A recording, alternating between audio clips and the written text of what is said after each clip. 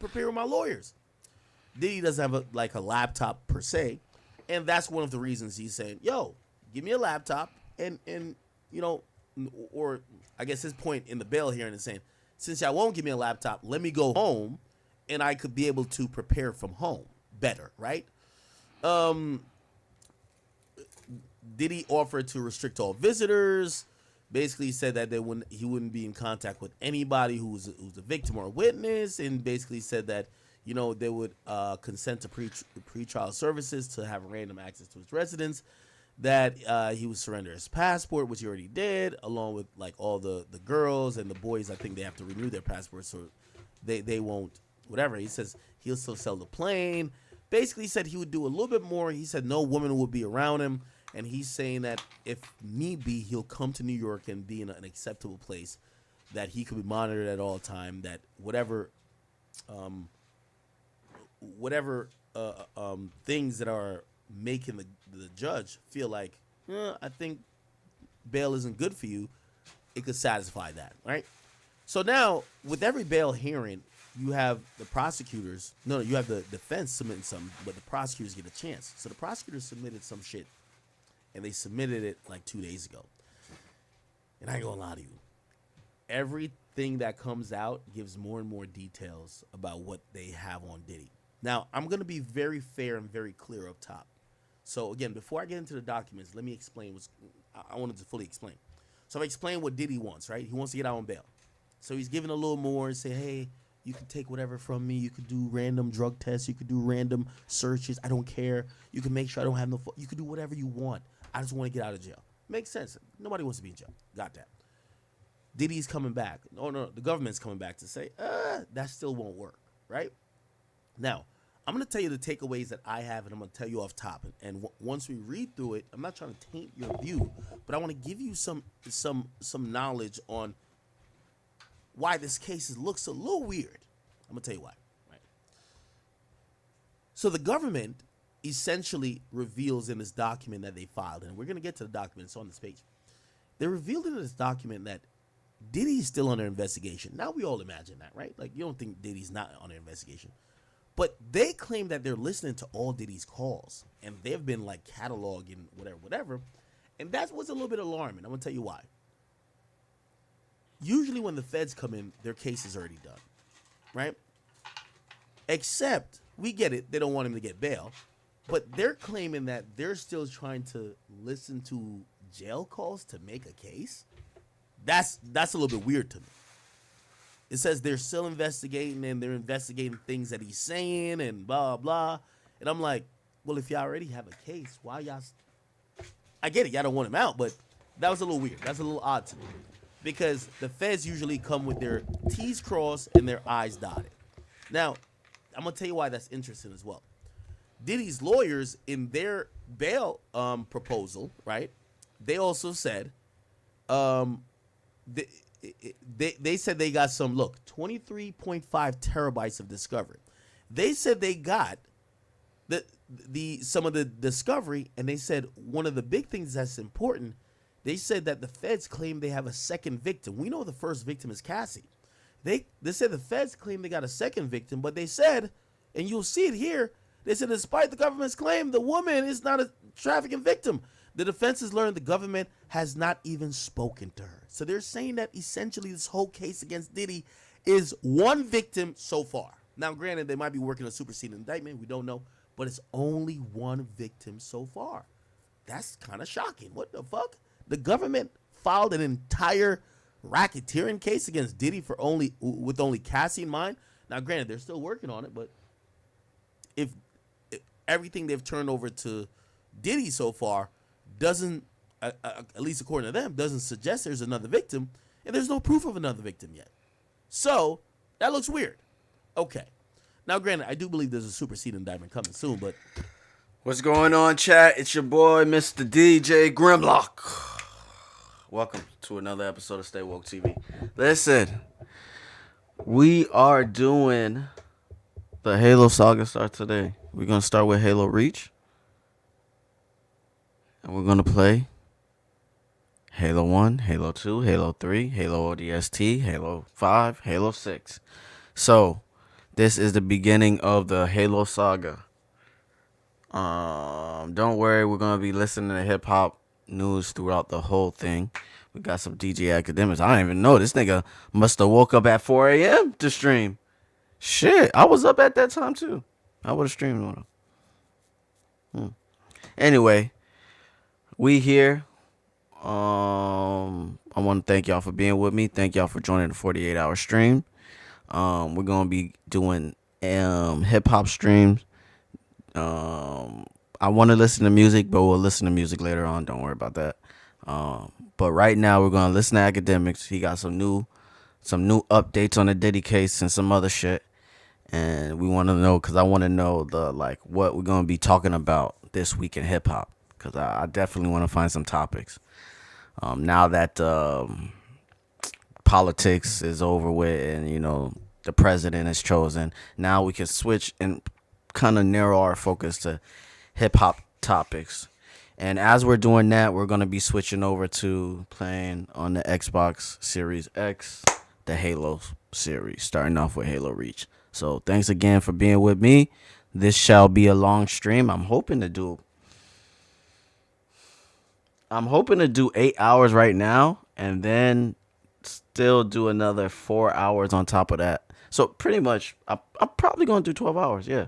So 8 hours now, academics and Halo, and then later on, we'll do 4 hours of straight hip-hop music, seeing what's out now and all that good stuff. So thank you guys again for watching Stay Woke TV. I am your host, the most gracious and the most thankful DJ Grimlock.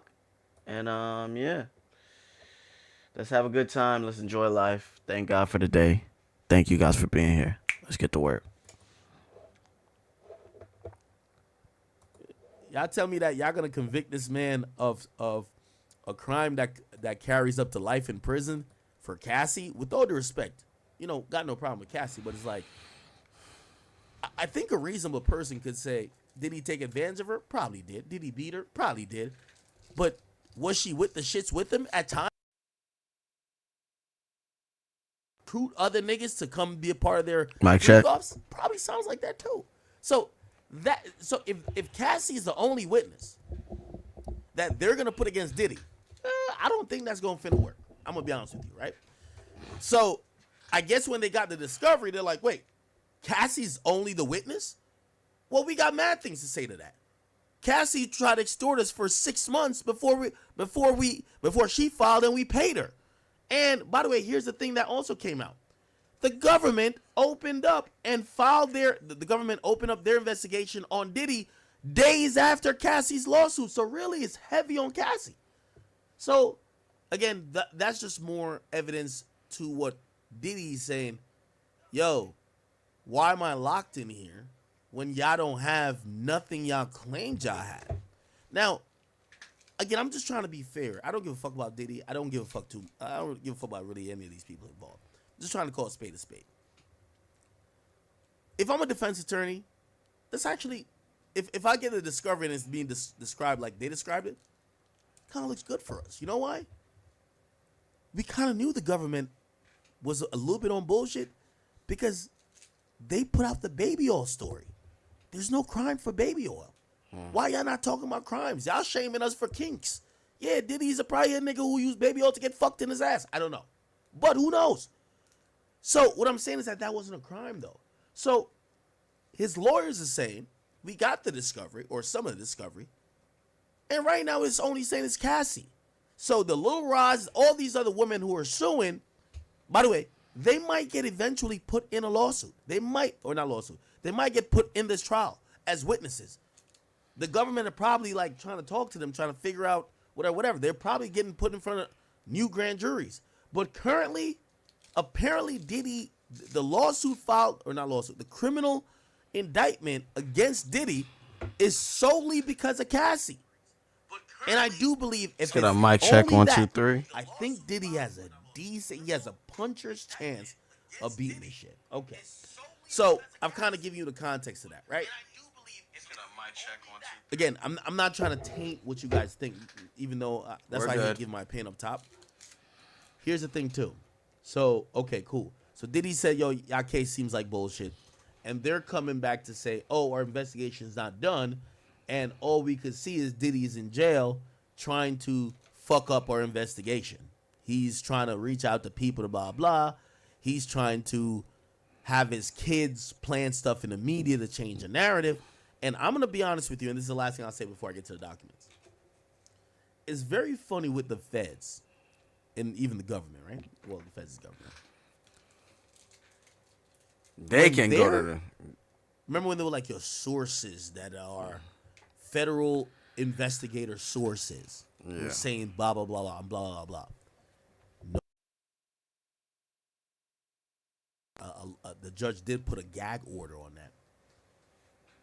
But it feels like the feds are more mad that Diddy's trying to do his own propaganda. Yeah. You're going against the government, but Diddy's a billionaire. Yeah, Diddy's probably paying off some whores. He's probably paying off some niggas. Probably paying off some niggas who sucked his dick. He's telling his kids, yo, post my birthday shit.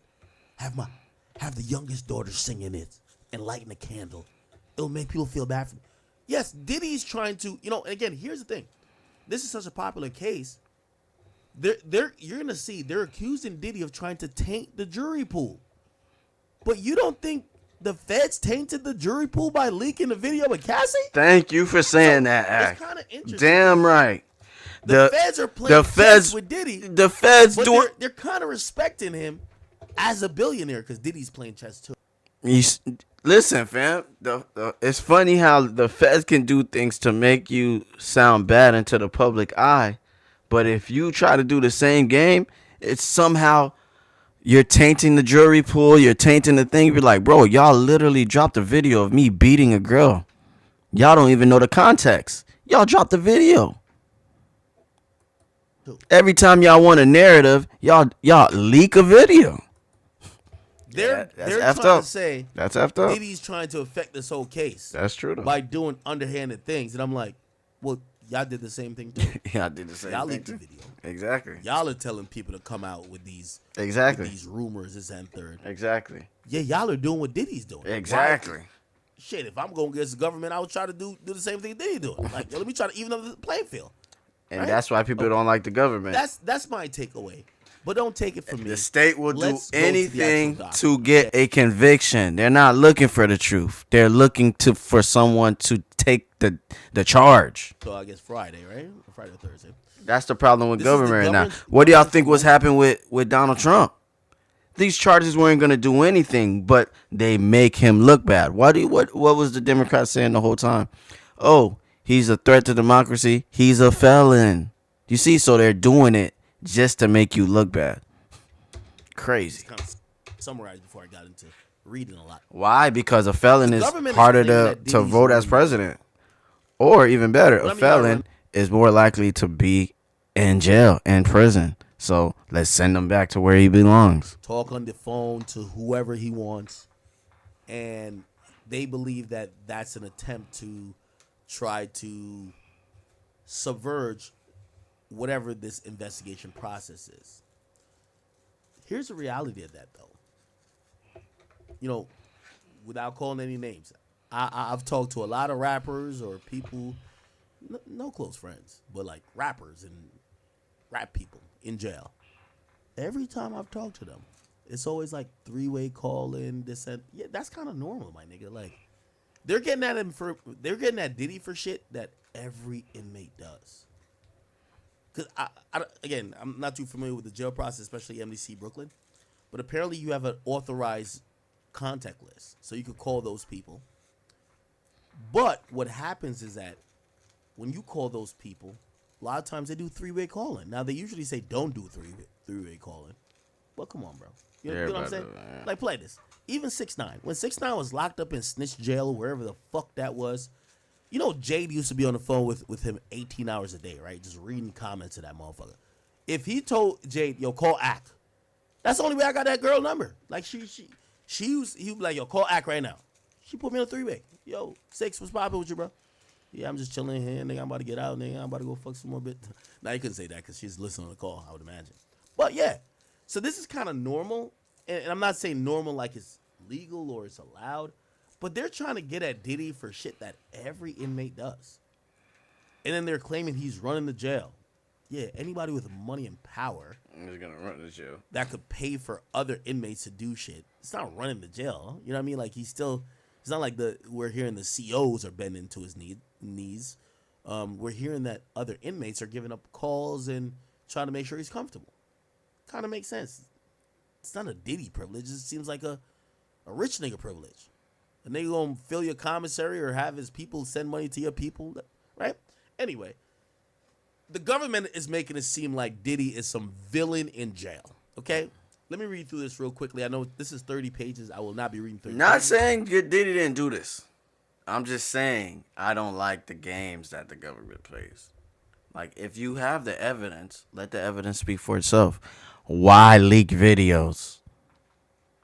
Be professional. You're the government, for God's sake. Why are you guys leaking videos? You're the freaking state. Or actually, you're the feds. You're the government. So that shit is... I don't like them doing that to make you look guilty. They shouldn't be able to make you look guilty outside of the courtroom before the case is even brought to a jury. That should be a mistrial. I'm going to skip through it really quickly. Here They can't have the government freaking respectfully shit. submits his opposition to defendant Combs' renewed motion for bail. The defendant's motion for bail should be denied.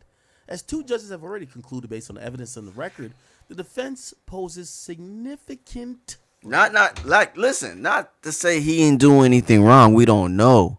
But I do not like injustices. Y'all know I always talk about that.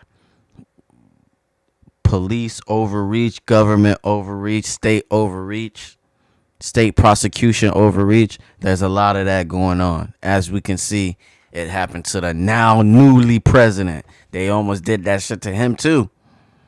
And it's effed up. You shouldn't be able to use policing to silence your opponents or whatever, or over secret agendas, whatever you got going on. But that's what the state be doing. Serious risk of danger and obstruction to these proceedings. In seeking a new hearing, the defendants especially in my state in Florida, they'll give you up for a second, bro. The marshals don't even have to call for you. They'll just be like, yeah, we got him. He's right here. We've been following him the whole time. We'd be like, damn, bro, Florida, what are y'all doing? These states not going to give a damn about y'all. But no, that's just how it is. The state will give up anybody. Oh, you got a jaywalking ticket? Yeah, let's arrest you and then waste taxpayer money on sending you back to your state. Like, same arguments rejected by two judges. Eventually, y'all going to come to the realization like me. Some crazy shit going on with the freaking, but there's overreach. There's overreach, and you know the state and there's too much power, bro. Not even too much power. It's too much. They do too much to supposedly, justice, but then you'll be finding out like, bro, the wrong dude got arrested. The wrong dude been locked up for 20 years. You'd be like, y'all be shocked how many times this shit happens. A lot, actually.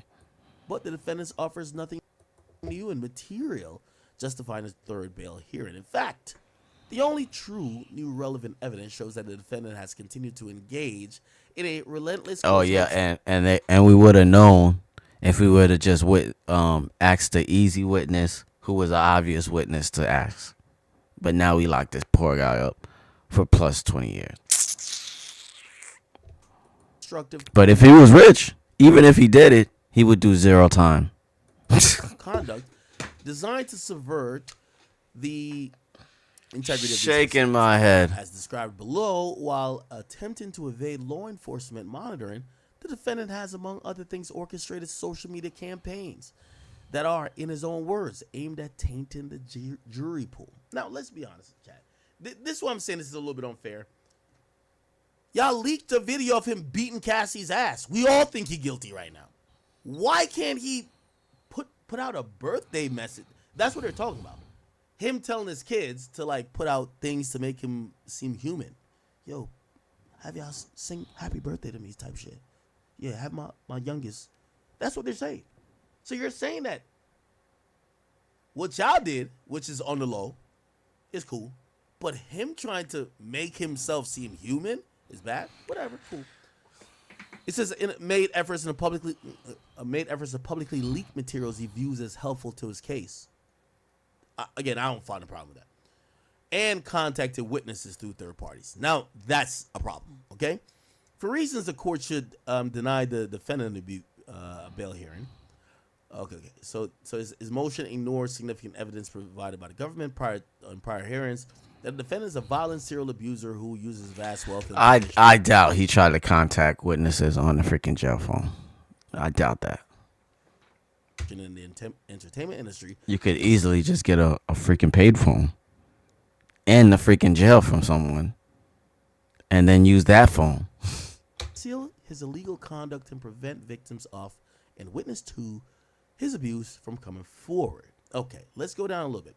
So here we go. Indictment and arrest. Defendant remand. This is a little background. This is an argument that uses applicable law. It points out right here. It says, then the discussion. So the court should reject the defendant's attempt to reopen a bail hearing based on the same information presented to Judge Carter. Okay? And then it says he's reaction to the same personal attacks he made against victim 1 before Judge Carter is not new information, which means that, he's saying, Diddy was saying that Cassie was trying to shake him down. The defendant claimed that the communications between defendant and victim 1, which were recently produced in a discovery as part of the defendant's electronic devices and accounts, constitute new material. The defendant claims that the recently produced text messages reveal a loving, at times toxic, and long-term relationship between two adults who mutually decided to break up. This claim is nothing new. Defense counsel made these exact points previously and even referred to the text messages and communications. At the September 17, 2024 hearing, after noting that he had looked through more text messages and email than he cared to, the defense counsel observed this is a 10-year relationship. This sex trafficking is a 10-year relationship. These two people are in love. That will be made abundantly clear by the way they speak to each other, by the way other witnesses describe their time together, and by circumstances of how they broke up. They were in love, but Mr. Combs wasn't always faithful. At the end of the day, there was mutual philandering, and victim number 1 ended up marrying the trainer that Mr. Combs got for her and had 2 children. That signaled the end of the relationship. They're saying there's nothing about the content of these text messages. Okay, cool. Let me get to some more interesting stuff for y'all, okay? So they're basically trying to debunk that the reason why Diddy's locked up is because Cassie tried to get some money, and they told Cassie to fuck off, and then Cassie filed the lawsuit, even though they paid or settled afterwards, right? Cool. So it says the court should reject, this is the next thing, the court should reject the defendant's request to open a bail hearing because the defendant disagrees with the government use of the term victim. Ooh, that's interesting. So basically Diddy's saying, yo, Cassie wasn't a victim. We was getting lit together. We was getting high, getting drunk, fucking. We was freaking off. We was doing everything together. How's she a victim when we was both having fun? We were having the time of our life. So the defendant next accuses the government of misleading the court to the nature of certain of the defendant's communication with another victim, victim 2. The government did no such thing. The defendant's primary point of contention. No. They're not talking about Cassie, victim 1. They're talking about victim 2. Victim 2, we don't know who that is, but it's someone who Diddy claims is not a victim, right? And also Diddy claims that the government has not spoken with. So let's see if we get some insight who that is. The defendant's primary point of contention appears to be the government characterization of this individual as a victim. In quibbing about how to label victim 2, an individual whom the defendant continues to pay a significant monthly sum continues. Ooh. Oh my God, who's that? Diddy's paying victim 2 right now? Let's look at this thing. Bank records show the defendant payments to victim 2 as recently as mid-September 2024. The government has requested and awaiting updated financial document. So this person who's victim 2, so Cassie's victim 1, she got her settlement. They're saying victim 2, we don't know who that is, but maybe Diddy, hollered at her type shit. And I'm like, yo, let me pay you off real quick. Okay. That's interesting. So Diddy keeps paying this person. So the defendant does not present any new information or grapple with the actual evidence. These messages are recorded between the defendant and victim 2, on which the government relied at the initial bail hearing, are clear on their face and consistent with the government's representations. The defendant was leveraging significant financial benefits to cause victim 2 to adopt his narrative of their relationship. Whether or not the defendant agrees with the characterization of victim 2 as a victim, for the purposes of this criminal case, the communication... So they're going to force someone to be called a victim who doesn't want to be called a victim. Okay. ...applied by the government indicate that the defendant used financial coercion. Oh, my God. Yo, this is... Yo, paying a chick off? Don't do it. They're basically saying he thought paying the girl off means she's not a victim, but she's still a victim. Mm-hmm. Yeah. Financial... You see? That's exactly what they said. Coercion to attempt to feed victim to a narrative that was consistent with his defense theory. It's almost like a whole bunch of lawyers got these women to change to go along with this shit together. Bro, some lawyers are fucking demons, bro. They'll get something, hear something, and then they'll be like, all right, you know what? Let's work together, and then let's make a lot, like, let's make this a big deal. Let's take this nigga for everything he got. But in reality, I guarantee you, victim 2 and Cassie was with the shits. Guarantee you. Because he continuously paying monthly bills. Like, come on, fam. You was with the shits. When were you a victim? I can't say the word. What the fuck? Contemporaneous? Yeah, I think I got it. Text message by victim 2, sent by victim 2 to the defendant and others. When the hell? Everyone's a victim now? Fuck it, I'm a victim. Oh, I guess victim 2 said this. Diddy just threatened me about my sex tapes, where I'm heavily drugged and doing things he asked of me. Oh, shit. Damn, maybe he was doing some honeypot shit. Continued financial support of victim 2.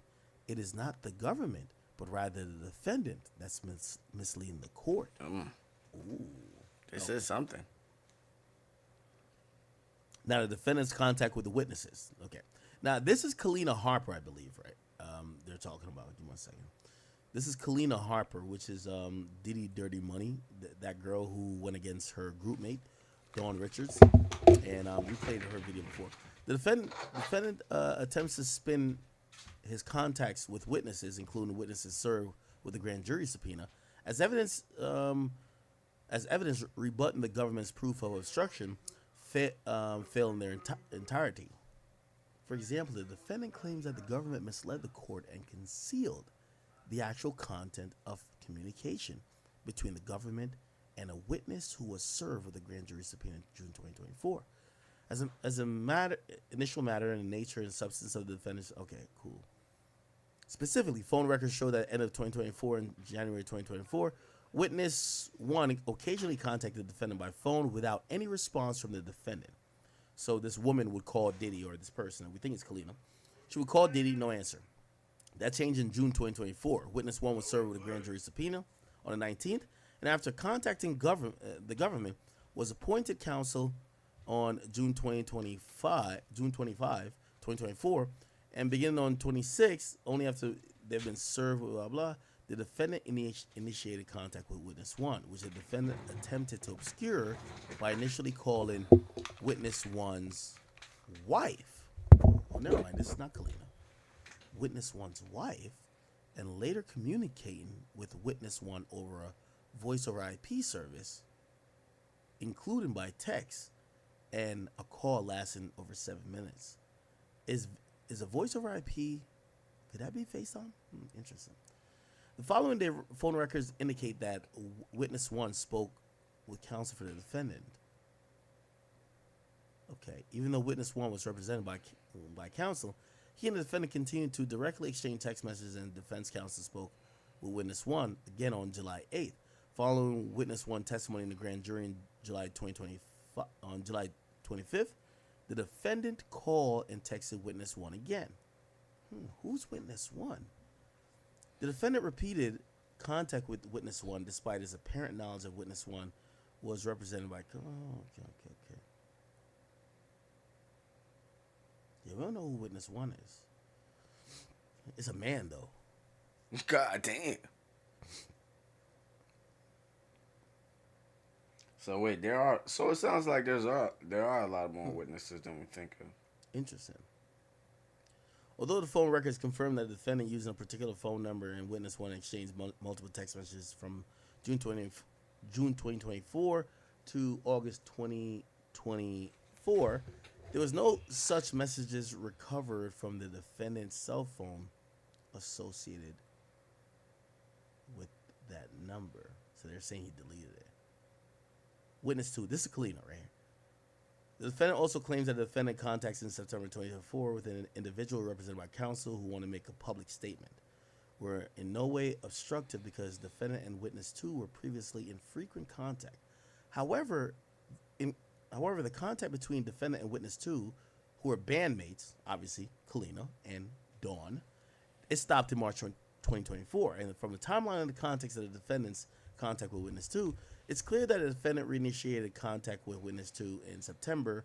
His purpose was to ensure that witness 2 was on his side and to pressure witness 2 to make a public statement denying allegations of violence by the defendant.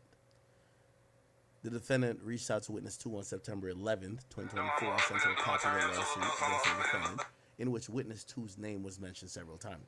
Definitely Kalina. The defendant called witness 2 and they spoke for nearly 6 minutes. God damn. Did they tap the phones? What the fuck? After reading the lawsuit, witness 2 called the defendant back at his request and they spoke for 4 minutes. Evidently, the defendant and witness 2 discussed witness 2 drafting a statement, as immediately after the call, the defendant told witness 2 in a text message. Ooh, they got all the text messages. This is redacted. The defendant then asked witness 2 for her attorney's name. From September 11th to the 15th, defendant and witness 2 exchanged multiple text messages and calls and at least 128 phone contacts in total. Throughout these phone contacts, the defendant repeatedly asked witness 2 when she planned to post her statement. Okay, witness 2 ultimately made a statement about the lawsuit via an Instagram post on September 13th. There's a lot of redaction here, so this is going to be some stuff the feds are using later. Then, after the defendant was in custody, BOP investigator, BOP prisons investigators uncovered the following notes from the defendant's cell during a pre-planned nationwide sweep of facilities. So they raided Diddy's cell, but they're saying we didn't raid it because we wanted to raid Diddy. It's a pre-planned nationwide sweep. They said that the strong inference is being drawn from the defendant's communication with witness 2, and his personal notes is that the defendant paid witness 2 after she posted the statement. Oh, so the government is claiming that Diddy paid Kalina. Wow. I ain't hear about that. I ain't pieced that together. Diddy a slick nigga, man. I don't know. Can't knock the hustle, huh? Okay. Reese Give me one was second. living like he was in Lamb, but he Everybody was good? like kind of like. Give me one second. I'm just trying to make sure everybody is.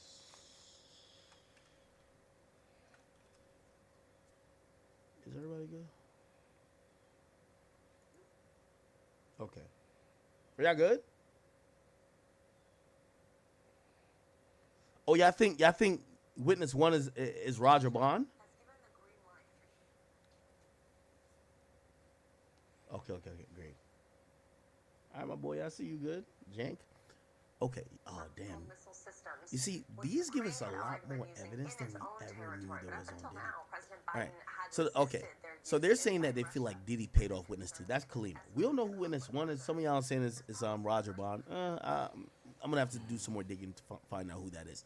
From the timeline, the content, and the context of the communication between Diddy and Kalina, the defendant's goal was clear for Kalina is to draft and post a statement. Even after the defendant knew that witness 2 had counsel, he continued to reach out to her directly, a fact that clearly concerned Judge Carter, and rightfully so, that the defendant had multiple phone contacts with witness 2 up until March 2024.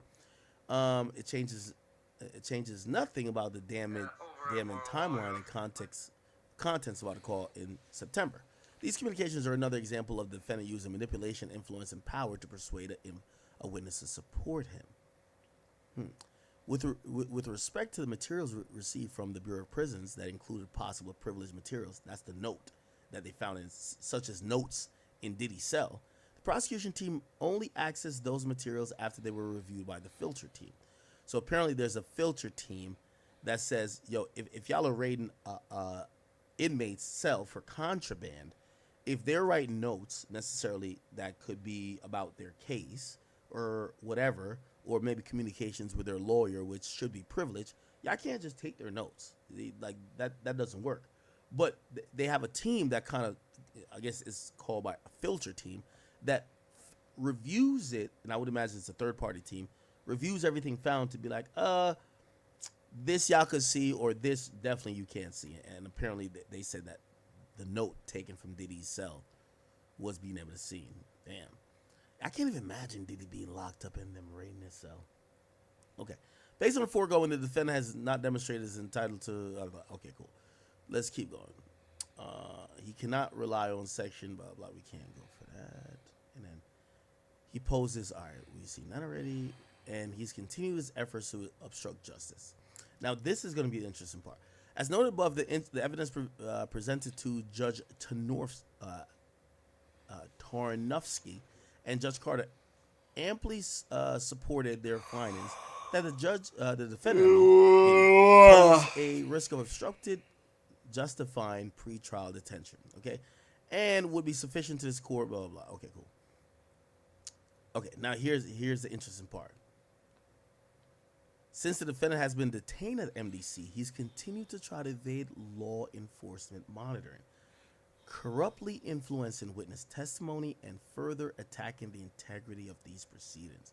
Now it says since the defendant's arrest, the government has continued to investigate. And this was a little bit odd to me. So he says, since he's been locked up, they've been continuing to investigate him and his obstructive conduct, and began receiving recordings of the defendant's calls from prison in October 2024. These calls are in their entirety will be produced to the defendant through a filter team prior to the bail hearing scheduled for November 22nd. The government did not previously disclose these recordings due to its ongoing investigation. So they're saying that previously they were listening to all his jail calls, trying to still build a case. Kind of like, feels like they're still trying to get a little bit more. Now, again, they haven't played all their cards yet, but they're still reaching and digging for more. The government did not, but is doing so now given the recent escalation in the defendant's efforts to influence the jury pool in this criminal case, set out in detail below. Now, this is one interesting part right here that I think, let me play Lawyer for Workers, my guy right here. He spoke about this, and he said this is a little bit odd about all right, y'all. this whole file. I'm going to take a quick little break. Because and when I come back, Halo. 10 minutes. Actually, make it 15. 15 minutes.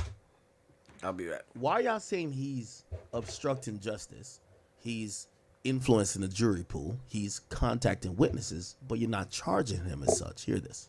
Last time that I checked, witness tampering is a federal and a criminal offense. So if I'm witness tampering, charge me with witness tampering. What your claims of witness tampering without an actual charge of witness tampering has to do with bond is beyond me.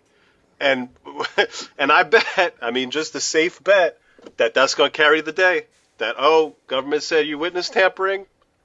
Sorry, no bond. But charge me with witness tampering. Don't talk about that at my bond motion. Charge me. Last time that I checked. Yeah, I'm going to be honest with you. I think these are weak claims, but, Diddy's not entitled to a bond. So the government has a lot of tricks to keep him locked up, right? Okay. And for everybody who doesn't give a fuck about the Diddy stuff, just give me about like 10, 15. I'm going to get through this. Okay. So we're going to get into some juicy shit now. So this is what he's doing supposedly in prison. And this is why people think, or not prison, but MDC Brooklyn. It says specifically while in custody, the defendant has repeatedly communicated with others in a way that violate BOP rules. BOP, by the way, is Bureau of Prisons. And are designed to evade BOP and law enforcement monitoring, including described below, using the PAC numbers, which is personal access codes, belonging to other inmates to make calls, using three-way calls to contact other individuals, including individuals who are not on his approved contact list, and using an unauthorized third-party communication system to send messages to numerous individuals, including unauthorized contacts. Now, they're going to review everything. This is how they're claiming he's manipulating or he's using other inmates to do his bidding.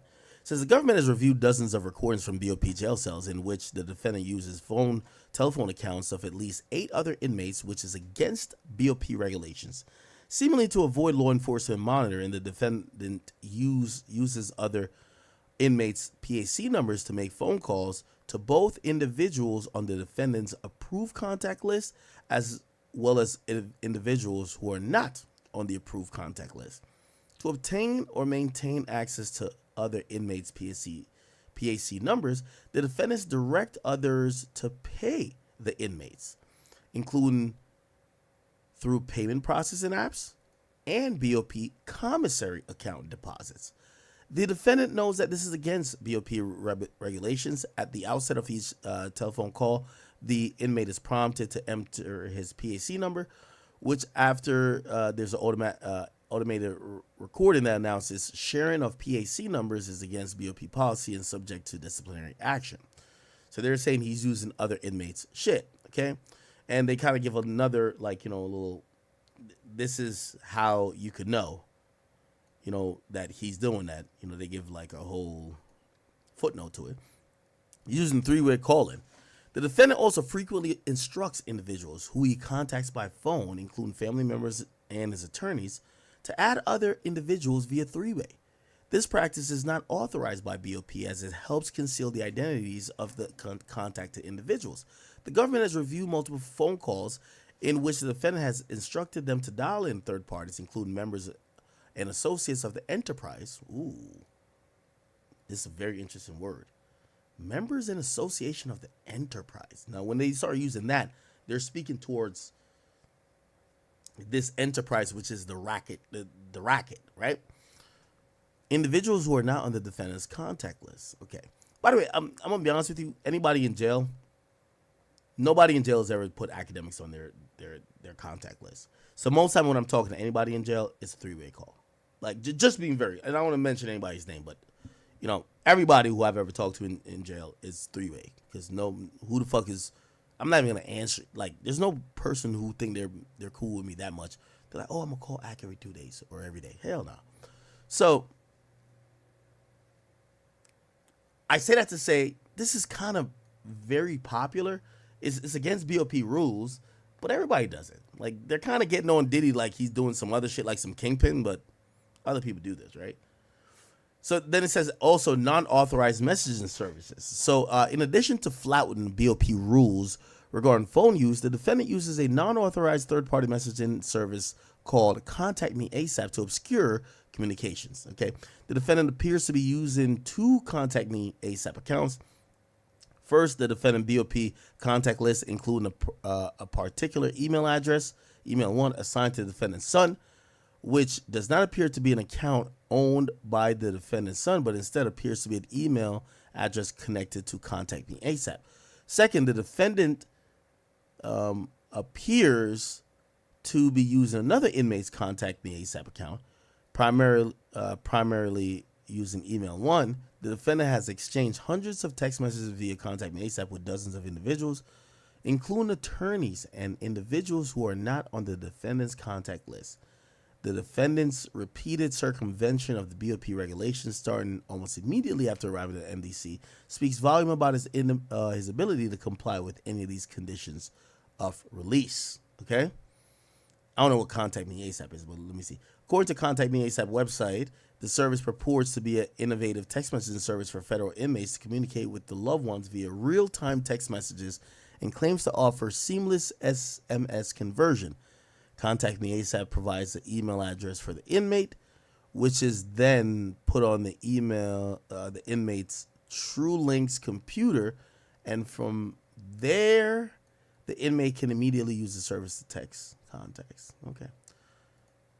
Even more concerning, however, the defendant's use of these unauthorized methods of communication continues his efforts to obstruct and subvert this criminal proceeding. The defendant's intentions are reflected in his own words on BOP calls with a network of family members and associates whom the defendant has tasked with executing his will. On multiple calls, often using PAC numbers of other inmates, the defendant is explicit about his intention to use public statements to alter public perception.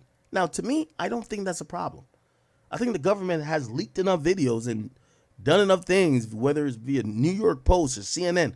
They're making Diddy look guilty, right? Not saying Diddy they make himself look guilty because there's a lot of lawsuits. I get it. But they leaked some stuff that, for me in particular, once I seen that video, I was like, yo, Diddy, I can't defend you no more, bro. Or not that I was really defending him at all, but it was just like, Diddy, you probably did this shit, bro, right? And it appears that the government leaked that, right? The defendant leaves no doubt that the narrative that he wants to blah, blah, is the potential jury pool perception of this criminal proceeding.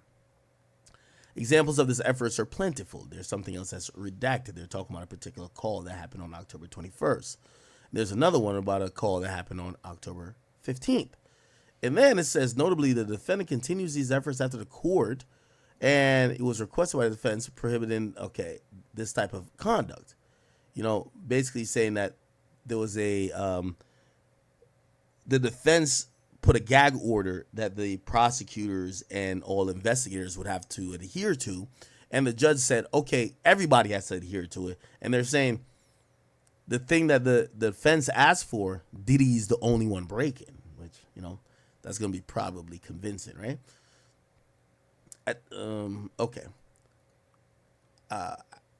After the court entered the order, the defendants enlisted family members to plan and execute a social media campaign around the defendant's birthday with the intention of influencing the potential jury pool in this criminal proceeding. Now, I'm going to be very honest with you, man. I think that's unfair for the government to say, bro. I'm just like, again, no horse in this fucking race, but let's be honest, chat. You're telling me that this fucking post was to influence the jury pool? That just made him look like he's a fucking human. It didn't say Diddy is innocent, they're lying on your pops. You're telling me this was to influence the jury pool? Nothing spoke about the case. All it showed was that he has multiple kids that love him, and maybe he's not the person who's as maniacal and evil as everybody's saying, because right here we're seeing a room full of love. All right, sing happy birthday to Daddy. Happy birthday to Daddy. Happy birthday. Keep going. Happy birthday to Daddy. Keep going, Go. Happy Happy birthday to Daddy. Yay! I love y'all so much. We love you too. Love you, Pops. We miss I you. can't wait to see y'all. Yeah. Can't wait to see y'all. Yes, And I sir. just want to say I'm proud of y'all. I'm proud of y'all, especially the girls. I mean, all of y'all. But just for being strong. Thank y'all for being strong, and thank y'all for being by my side and supporting me. I love y'all. I got the best family in the world. My birthday, I'm happy. Thanks to y'all giving me this call. Thank you very much. I love y'all. We love you more. Too. Can't wait to see you in a couple of days. I'll see y'all in a couple of days. Say it again. What you say? I love you, Daddy. I Yeah. love you too, baby. She eat it, yo. She's alive. Yo. She's alive. Yo, Pops. Hi, we're right here. Chance right here on the phone too. Pops, love eating all your cake, so you're not gonna have none left. She's literally digging her face in it. We're gonna have to buy you a new one. Yo, she's face down in the cake right now. Get it, love. Get it. Get it. Eat it for dad. Say hey, Chance. Happy birthday to This we is- love you. Chance Wait, is this right here Chance. too if you can hear. On the phone. One more time. Hey, Chance. Happy birthday. Thank you, baby. I love you. Love you too. Miss you. See you soon. Okay, that's Alright, sing that. Happy birthday to Yeah, I'm gonna be honest with you. I don't think like humanizing a nigga is not tainting the jury pool. Like everything we're seeing says this guy's a monster. You get what I'm saying? Okay, so at the defendant's carefully curated direction, the defendant's children posted a video to their respective social media accounts, showing the defendant's children gathered to celebrate his birthday. Defendant from within MDC then monitored the analytics. Oh, it says, oh shit, Diddy is in the jail cell, looking at the analytics from the post.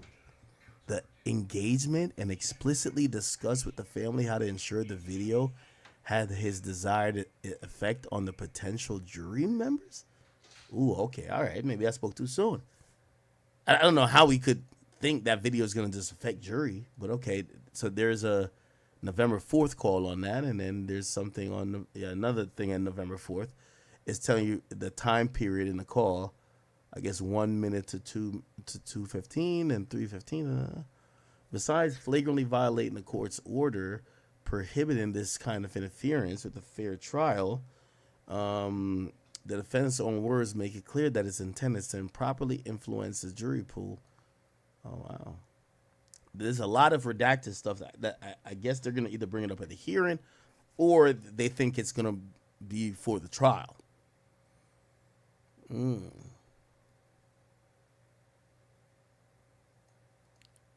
The defendant's effort to obstruct the integrity of this proceeding also include relentless efforts to contact potential witnesses, including victims of his abuse who could provide powerful testimony against him. For example, on October 4th, a call involving the defendant and one of his adult sons, the defendant says, it's kind of interesting how they're saying this, because if they're talking about witness tampering and things like that, if y'all really think it's so cut and dry and y'all have all these phone calls and y'all think it's so obvious and blatant what Diddy's doing, why don't y'all lock up his sons and charge Diddy and his sons for doing it? Like, why you only coming with this as supplementary evidence for bail? Okay. Anyway, they come back with the same thing about defendants a danger to others, and then they basically take aim at his bail package, saying it was insufficient. Okay. Then they have a bunch of exhibits. Most of them are redacted, and then they kind of show a bunch of transcripts of the previous bail hearings to say, yo, everybody operated as they should have, and he was denied bail, and that's what the ruling should be. So we'll see if he gets bail. I don't think he's going to get bail. I'm going to be honest with you, bro. Yeah. You know, whether true or not, I think they have too many instances or allegations that he's contacting witnesses. And I think they've been either listening to these jail calls, or they have his phone calls or text messages that shows him reaching out. And that's going to be a no-go. So I don't think he's going to get bail, but shit, he's going to still try. And I get it. He should try, right? Okay. All good. Speaking of jail, people, I don't think we actually even played this. This is how long we haven't streamed. So Lil Durk, who's now locked up, and by the way, if you don't know, Lil Durk is arrived at MDC Los Angeles. I think we did that before. I think we put that out before, but there was a message that was communicated, and this is him to one of his guys. Listen to this chat. Say what, bro? I said, I know you're a rich ass nigga, but if you need anything, you know I got you. You know, I appreciate it. It's the thought that counts, yeah.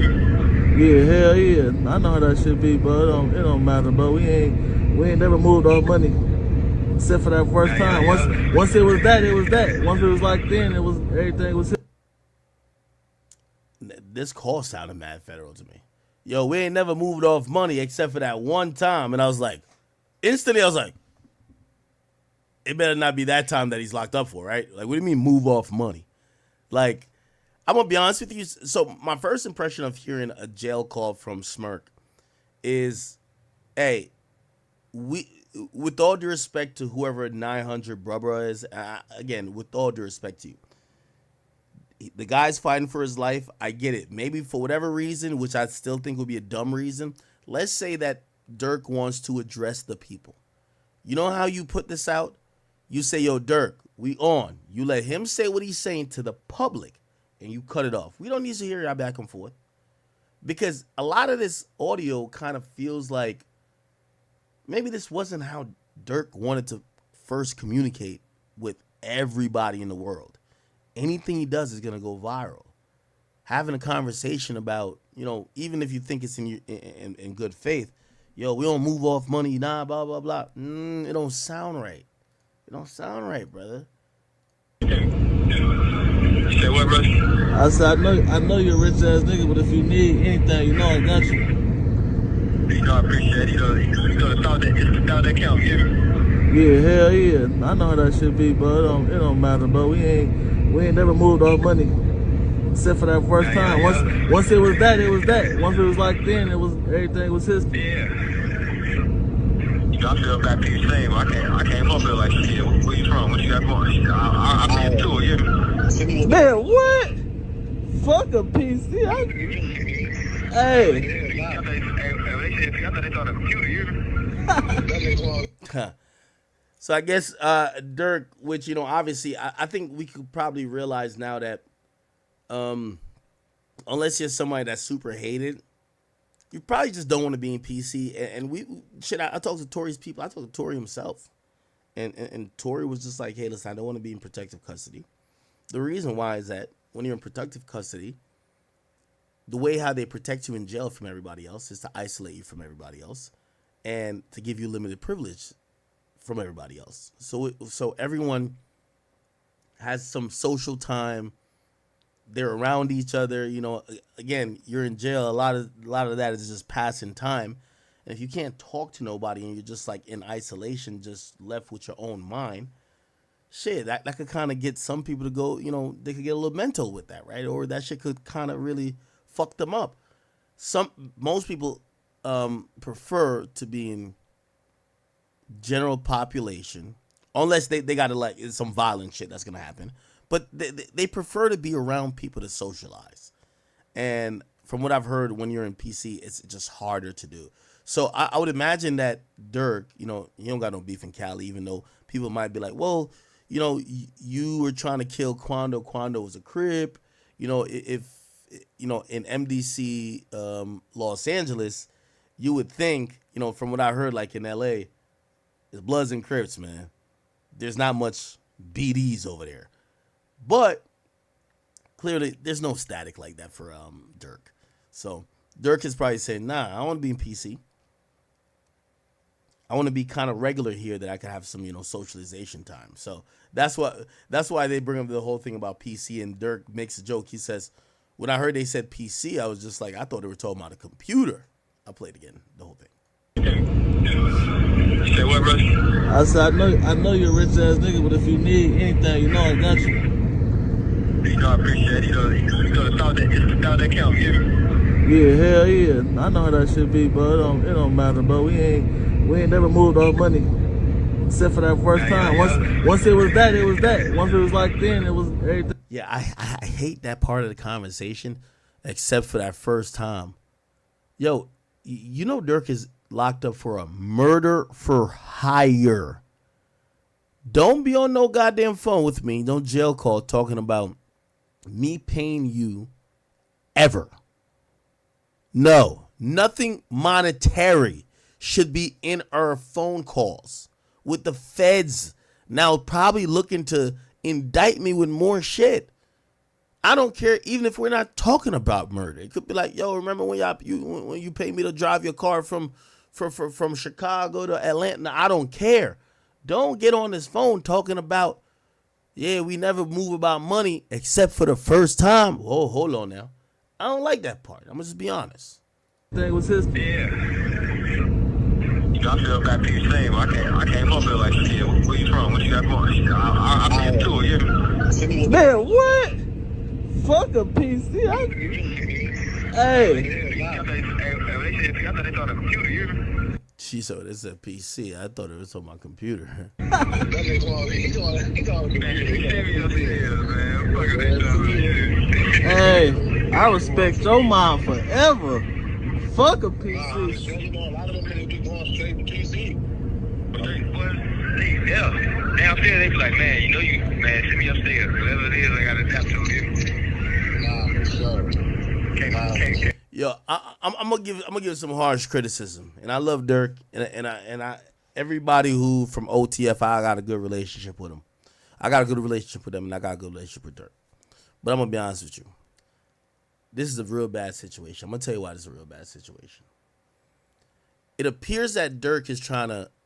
I'm not gonna say he's trying to impress the trenches, but it appears that Dirk is still in the mindset of keeping it real with niggas from the trenches, and niggas from the trenches is still in the mindset of letting people know, yo, you know this rich ass celebrity fucks with me. Worst combination ever, right? Dirk at this point, bro, you kept it real as much as you could do, bro. You shouldn't be on no call. Like, even the guys record phone calls, probably without your consent. You should take that into consideration. Look at what they said they got all Diddy's calls, reviewing all of them, even when they call off another person's phone. Come on. So here's the thing. You got the guys who are recording your conversation to prove to people, oh, I told you Smirk fuck with me. Look.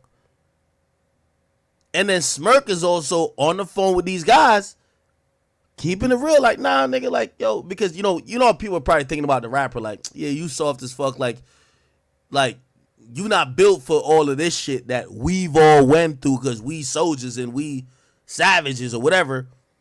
And Smirk is probably letting him know, like, nah, nigga, I'm good, nigga. What the fuck? Niggas told me PC. Nigga, I thought it was talking about computer. Dell? You talking about Dell or a MacBook? What are you talking about, PC? Dell? MacBook? Nigga, this might be Alienware. Nigga, know the fuck? Nigga, I want to be in trenches. Hey, regardless if Dirk is like that or not, you're not helping your case, brother. Let me tell you how this shit play out. Your lawyer is going to go to court. It's going to happen this week. And I know your detention here is on the 12th. But they're going to go to court and start to prepare, even though it's not going to work. Hey, we want to get our client out of jail. You being on the phone joking about like jail is cool? Oh, no, I don't want to be no PC. You're killing your own lawyer's argument to say this is always going to be an argument for the rich and famous. Yo, based on this guy's high profile status, based on blah, blah, blah, blah, blah, blah, your jail can't accommodate him. So let him go back to his mansion and wait for trial there. When you're saying, oh, yeah, I'm turning down PC. PC? Y'all niggas talking about Dell or Windows. What y'all talking about? Windows are back. Bro, you might sound cool to the nigga on the phone, but these calls are recorded. For the prosecutors who are gonna contend your lawyer going for bond, unless maybe Dirk is already, again, by the way, I could be completely wrong. Maybe Dirk is so much of a savage, he's like, man, fuck bail, nigga. I'm gonna just be in here until this shit gets settled. Okay. There's some niggas really tough. I don't know. But when you locked up, by the way, Thug's lawyer did that.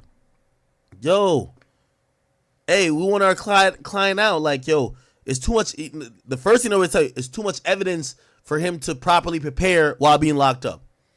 Oh, yo, it's the conditions in here and his high profile status, and he has an underlying medical. Everybody has an underlying medical condition. It can be treated in jail, and also the conditions here is not good.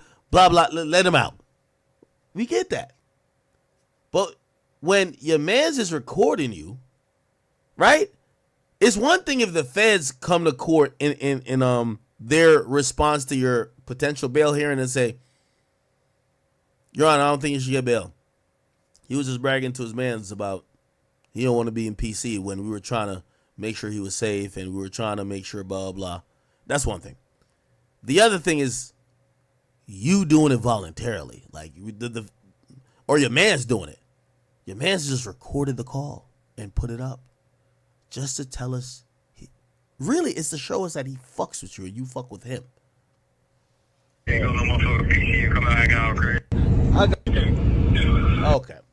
Now there's a caption with it, and I made sure to repost once I got the caption with the joint.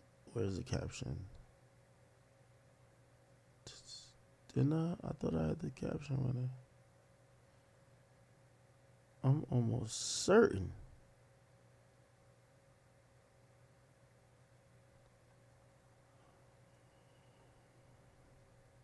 Oh, I could just go to the guy's page. I think he still has it up. 900 bruh. I don't even know who this guy is. 900 bruh. Okay. He said, just got off the phone with my brother, Lil Durk. He in good spirits, staying positive, and we fighting to get back home to his kids and family. We not glorifying negativity. We more than the street guys. That's actually an understatement. We're men of honor and code, no matter what our financial status is. Bro hit the main line with the rest of us. No PC. Free Smirk, blood. Free Trigger Rome. If I were Dirk, I'm like, yo, please don't say free me, then say free a nigga named Trigger. Now, let's be very clear, okay? Let's be very clear. This is why when it comes to like the freedom of us black men and people who are indoctrinated with certain type of environments, here's the reality. Bragging about how real you are and that you don't need PC doesn't help your case when bragging that you shouldn't be in jail. Because you're almost, it almost is saying, yo, I'm so built for this shit, I don't need y'all to protect me. I could just survive in here.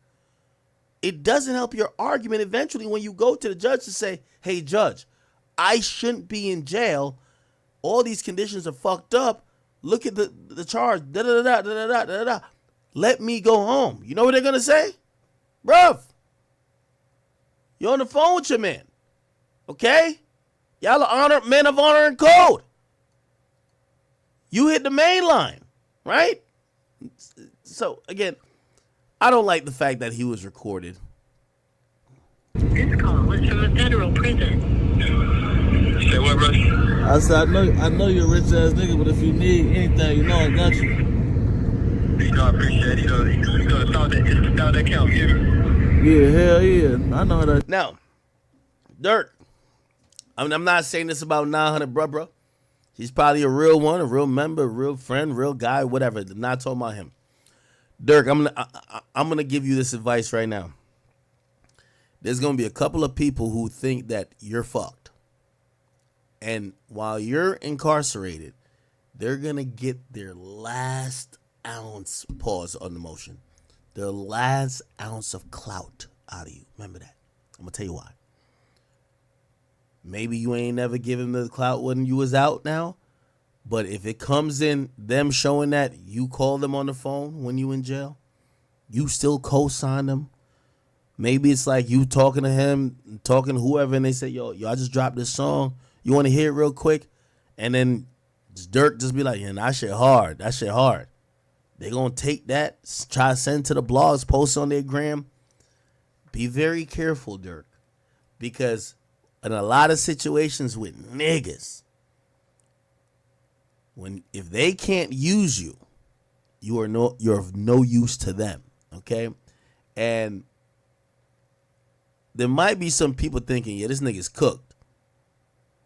But while he's still in that mode of fighting it, let me at least try to soak up some of his clout by people now looking at me as, oh, you rolled with him, you held him down. Again, I'm not speaking about this guy particularly, but people will take advantage. And I think y'all should know that, right? Anyway, I don't like that message at all, period, okay? I don't give a fuck if Dirk could handle PC or being locked up. First of all, here's the reality. Dirk self-admittedly was claiming that he was up like $50 million.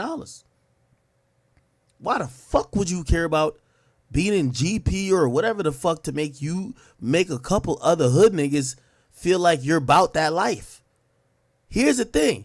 The only way we'll make them niggas feel you about that life is if you do life like them. So I don't know. Man. Hopefully that shit ain't about nothing, but we will find out. Okay. Speaking of Chicago, did y'all watch this?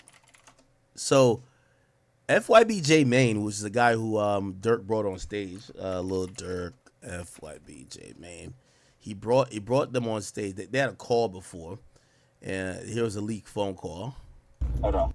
That's really what a motherfucker need, though. That's why I feel like the whole city needed, like, motherfucker looking like. So Dirk's a BD. He's a GD. He's like a 60-30, and not really, but kind of. And Dirk is, one of the guys who don't fuck with that, group, right? J-Man, you coming up, but, man, you still gonna need to connect the dots. So Dirk was, kind of pushing peace, and he said that FYBJ Maine was pushing peace, and they got on a call. Let's start that, nigga. Yeah, not real talk. That's what I said. I'm gonna just keep. I'm gonna be like, keep up in the loop, like, get my number, all that shit, like, just change this shit, like, come up with a real plan, and so it can look good. You know what I'm saying? And not just a random ass. We got to do it, bro. The city fucked up. So yeah, I'm trying in real quick. We tied in with the mayor. We tied in. Yeah, man. I've been seeing all the real moves, the big moves. I've been seeing that shit for a minute, and it's like, shit, nigga, me pushing. Now, again, whether you want to believe that Dirk knew that the walls are coming closing down on him, or maybe he was just doing that goodness of his heart, Dirk, stop promoting some of the stuff he was, and he became a Muslim. Obviously, we saw him with the mayor. We saw him donate to so many people who are in the political lane. And we really saw him really try to seemingly change, right? And part of that was pushing peace. And him and FYBJ Maine, they got on this call. Anyway, it kind of continued at the concert because he brought out FYBJ Maine at the concert. Here we go.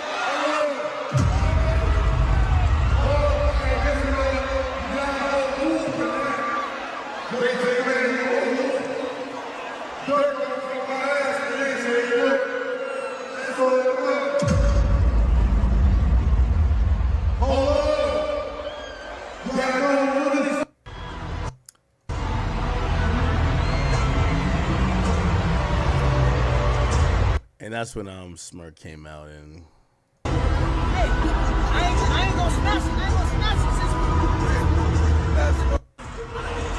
okay. All right. So that happened, and FYBJ Maine, I don't really know what his thing is, honestly, because a lot of people are like confused, right? So FYBJ Maine, some people are saying, yo, listen, this guy is like pushing peace, right? Some people feel like he's an opportunist. And my time in covering Chicago, this is what I realized, man. A lot of people a lot of the bullshit that happened, man, it's two things. Obviously, revenge killing, and, if you diss somebody's dead homie, I get it. People want to go slide and go get their revenge, or if you killed somebody's family member or you killed their brother or whatever, they want to do whatever. But a part of why people could never get over these beefs is literally because everybody broke. I'm gonna be honest with you. And if you ask me, this was a test for me. J Maine, I don't know who he really had beef with. I don't know if anybody shot at him or killed. Well, he obviously not dead, but killed any of his homies. But J Maine these days is making some good money. I could tell you really quickly. You look at his channel. You look at his channel. You're gonna see shit ton of views. Like, he's doing 6-figure views on most videos. It's pretty safe to say he's getting, I don't know, probably making 50 to 80, maybe 100,000. You get what I'm saying? Let's say he's making 100,000 a month now. That's the magical thing about Chicago. Once the money come in, you ain't that mad no more like that. It's like, they want to kill you when we were broke. But now I'm rich. It's kind of like even with Dirk still. You know what I mean? Dirk did operate while rich for a long time. Like, fuck these things. But once he got to the peak, squash some beef. Well, you know, obviously people thought with Dirk it was more of the police coming in, but still, FYB J Mane, it's kind of what I think. I'm thinking, you know what I mean? I don't know if he didn't lose some of his real friends or whatever, but YouTube money started hitting. You know what I mean? Why are we beefing? And that's what I realized. This is why I've been encouraging all these Chicago dudes. Listen, y'all build your own platforms up and get some money, bro. All of y'all that I used to cover in the war in Chirac, get some money. Because when I look at J Mane didn't have a coming to Christ moment.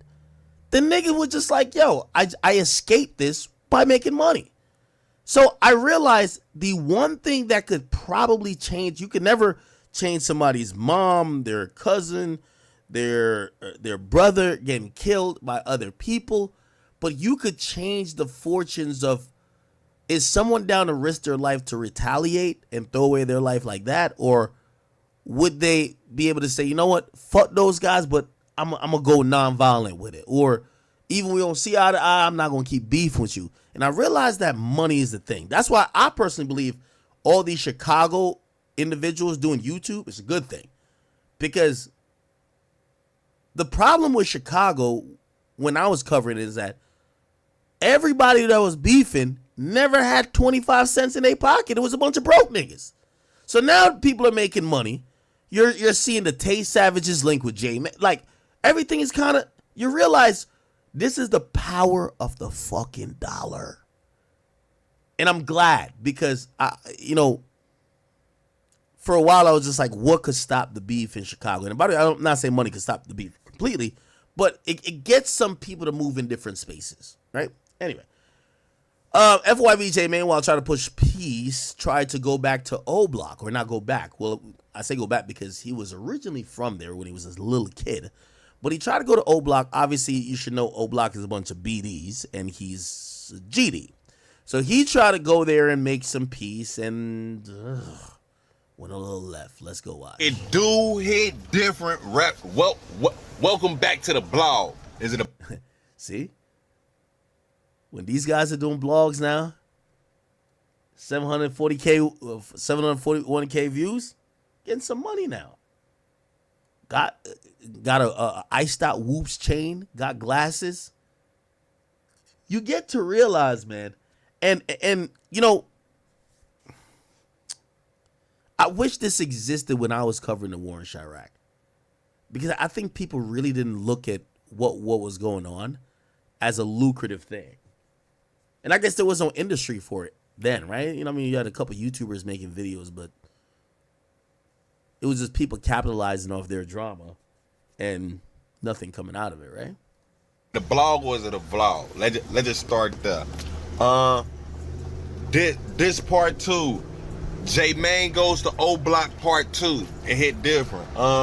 Yeah, I see we was over whooping and we had a lot of good positive feedback from the first time. So shout out to everybody who was involved. Now we finna basically go back to the O and give back some of the. Wait, J Mane's BD? I thought it was a GD.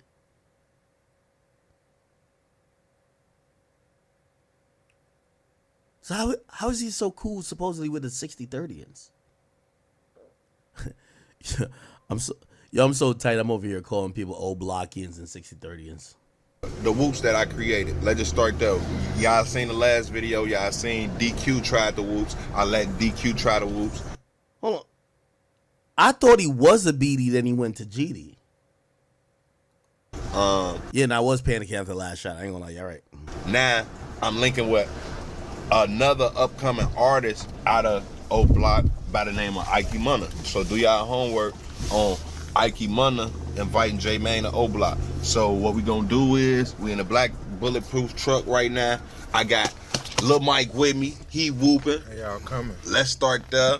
And guess what? I do got a surprise for the O Blockians. I do got the Lil Reese whoops, bro. Let's start there. My Stop the Violence cereal. Do we gotta go there? We do got to do your research whoops. So I hope it's some kids outside. I hope I be able to bless the kids with some of these whoops. Let's just start there. It hit different. We gotta pick up a couple more FYB members because we gonna make it a movement. Hey, J-Man, you just you push a piece by yourself. Let the world know we really on that type of time too. So we gotta let the world know. Chat, there's never a better time to.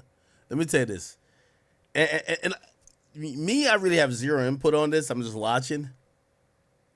I'm watching how this pushing peace movement gonna go. You know why? Niggas only ready to push peace when they're rich as fuck and you broke, right? Yo, all right, I won a game. Yo, it's like a nigga like playing you like he's cheating, he's doing all type of shit. But as soon as he win, he be like, all right, I'm done, I'm out of here. You good though? Like it's easy to do that. Okay, anyway, so he pulls up. He actually links up with some, I don't know where the fuck this is in Chicago, but trying to make a little positive impact on the community and shit. Man, you ain't done nothing wrong on that field. You doing the smartest shit you can do, man. Nah, ain't shit out here, man. I didn't think there was a nigga past the age of 50 in Chicago, nigga. I'm like, what the fuck? I appreciate it, real talking shit. Ain't shit out here. We finna go to Parkway and push the piece over there and do I got my shit. Y'all know I got the whoops too. So let's start there. Let me go with that one. Let's start there. You know I got the whoops. Let's start there, huh? Hit different. No doubt. Trying to do all the positive shit. Okay. Trump. Meet up with a couple guys, all right. Before we left. Long live. Then I see there's some kids money. somewhere. Let's start there. They say So met up with a Muslim brother. And he's also like doing some stuff with the kids. What's up? Y'all push the beat? Yes, we push the beat. Let's start there. Hit different. Let's walk.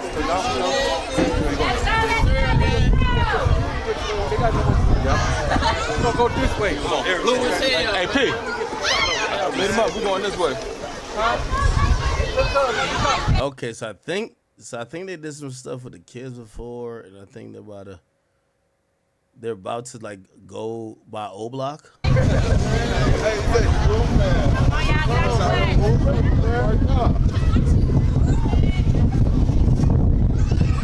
Give me I need to watch the wood.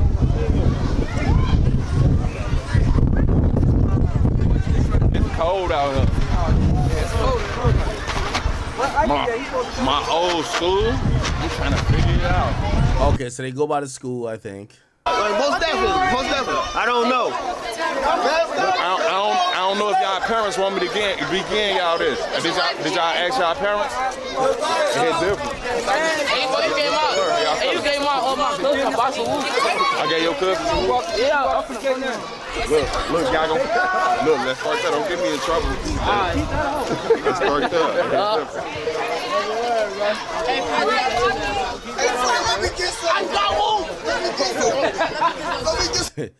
You know what's so funny about like the Chicago block? Everybody in the video looks shiesty. Yeah, I gotta try. Yo, everybody look like a criminal in this video. I ain't gonna hold you, bro. From the kids to the adults, nigga. Like everybody look like they look like a bunch of felons, nigga. I ain't gonna hold you, bro. Let's start there. We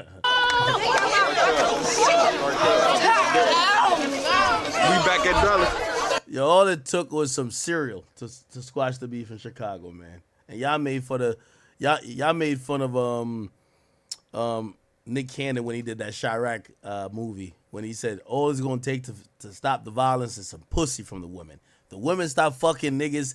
If they keep doing violence, they will stop.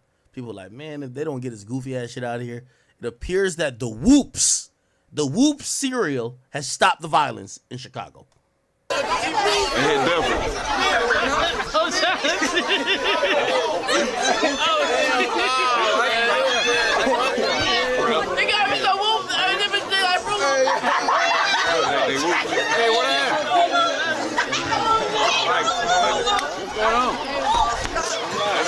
I think it's Ike Money. Muna. I'll be fucking with the names. Hey, listen, the brother's trying to make peace. Alhamdulillah, represent that Muslim mag. You know we Muslim. Now he has the O Block chain. I don't know if you can see it. Was he one of the original people that Vaughn gifted the O Block chain to? But he has an O Block chain. We about peace, right? Yeah, for sure. If I want y'all to do what they mean, gonna lock it up, make peace right here, man. That's how we come. Cool. Ham, you big as hell. Okay. They dap it up in front of the school. Person, boy. Let's start there. Ike Mana. Look, Ike Mana, I'm right here with these roots. I got. Now, I'm going to be honest with you. Ike, I don't know who you are, brother, but this does seem a little fake. I'm going to tell you why, because you're going to see later. He dapped the guy up. He looked like he's trying to get some cereal. Looked like he's asking for the soy milk. And when they get into O Block, he switches the energy a little bit. He starts kind of calling out J-Mane. You should call him out when you dapped him up. Don't dap the nigga up and act like it's all cool. Bring him into the Lions Den, then press him more. You dapped him up outside the Lions Den. They're not in O Block yet. I got Come on, let's get in the street. They tripping. Come on, let's go to the street. Via, what bro number? Hey, what's that, Knock? How you coming? Okay. Leave it there. Start there.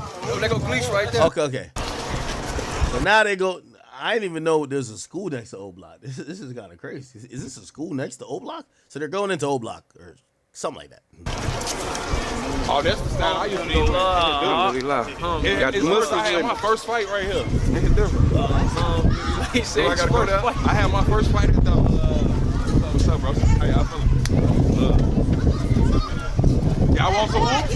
Who got milk over here? Look, we finally got the little Reese whoops at O Block. Man, these real whoops don't do. Okay, so supposedly this is in O Block? I don't know. Don't do that. These is real whoops. These are real whoops. Can we get back out this gate? Let's start there. Once we come in, Ike Mana. Now can we get out? Let's start there. They go Gleesh right there. Straight up. Okay, let's start What there. Gleesh at? So the old, you know. Cereal to O Block. Hilarious.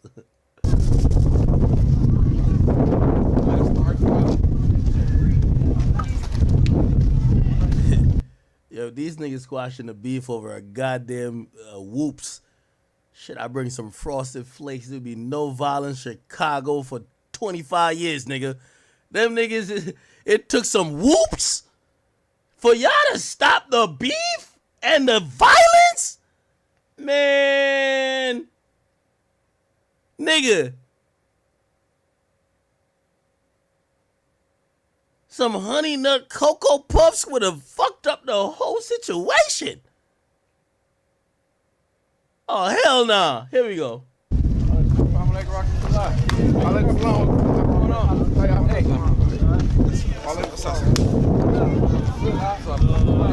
Now the energy about to shift up a little bit. They're now in O Block, okay? Somebody said I should go to O Block next. Oh yeah, I'll be there. Okay, stay tuned. Right here. We brought the brother J-Mane over, right? Y'all know we Muslims, right? Yeah, for sure. And we pushing peace. So the Muslim guy here is trying to bridge the gap, saying, hey, listen, we're pushing peace, this and third. Now, I didn't know that J-Mane was a BD. I thought he was like a GD. I ain't gonna lie to you. But anyway, J-Mane has been a part of dissing, a bunch of people who, were slain on the BD side. So that's why there might be some tension, and we're gonna see it manifest in a second. Right, bro? We're gonna lock it in and push peace with the brothers, man. That's cool. I'm for sure. Go bring your brother. We represent Muslimatic. That's what Muslims do, right? Now, I will say this, right? I do think J-Mane is coming from a good place, but that, I still don't know if this pushing peace thing is a content thing or a real thing. Because pushing peace is not making content to show that you could go in O Block. If anything, it makes niggas look in O Block like they're bitches. Right? Like, oh shit, a nigga come here with cereal and willing to dap us up, and we just accept anything. Part of pushing peace is not only public apologies, de-escalations. These are groundwork and boots on the ground things to mutually bring people that probably doesn't involve the camera, at least at first. So I understood why this turned out like this. And I guess I'm giving away some of what's gonna happen, because like if I'm watching this video, I'm like, so you telling me this whole time I'm doing a war in Chirac, If niggas had just bought some cereal from the dollar store, this beef would be over. Oh my God. Alhamdulillah. Doing it different. You know I had to bring the little Reese Woops over here. At least don't look like that. Don't look like that. Don't look like that. You know I had to bring the Stop the Violence Woops over here. Let's start there. Do your research. He not my cousin. He ain't different. Who made this box, man? Yeah. These Reese's Puffs. These ain't. Nah, these real Woops, though. We ain't even Woops. Let me go to the manufacturer. We ain't even Woops like that. Now look, we in the O right now. I gotta wait till police walk back over here. I gotta wait. Oh, this, okay, you want to buy it? Damn, it's cold. It's cold. Oh, Now, this guy right here, I think he's really interesting. His energy starts to switch up. You got to watch out for guys like this. I'm going to tell you why. His energy goes from like here to there depending on who's around. Like if he feel like people looking at him, size him up like, nigga, you cool with this shit? Now he start turning up. But before he dapping you up, he want a box of the whoops. You know what I mean? okay, they got. I'm like rock slide. Okay, let's start there. I be seeing them on YouTube. You coming, man? Alhamdulillah. You know we Muslims, like we pushing peace, bro. You know? What's up, man? I got a bone to pick with you out there. Everything over. I got a bone to pick with you, my boy. No. I don't know why it look like everybody got a gun on him in here, man. I don't know. Yo, let me tell you this. This is how you know that. Yo, let me tell you this. YouTube money is good. But this, I could tell FYBJ Main is new to money. This ain't worth the risk. Now, granted, he probably made a good 20, 30 bands on this video. Good for that boy. Oh, But shit. listen, How this long ain't was what, I- yo, this what? looks like going to hell. Man, my bad, y'all. Nigga look like everybody got a gun on, got a gun on him right here. This is O-Block, nigga. I'm gonna talk later. Where he at? Nigga, the toddler over here. Watch. I'm gonna show you who look like they got I'm guns. gonna talk later. This shit, fuck. This nigga right here look like he got a gun, bro. Nigga, he look like he got a strap. She look like, nigga. This is O-Block, nigga. The fuck? Fuck me. My bad, chat. I'm gonna have to restart the stream. Fuck. I was gone for so long. My bad, chat. That's on me. I swear I didn't mean to do it. This fucking dude came and freaking talking to me this whole freaking time. I'm thinking only 30 minutes passed, bro. A whole hour passed, fam.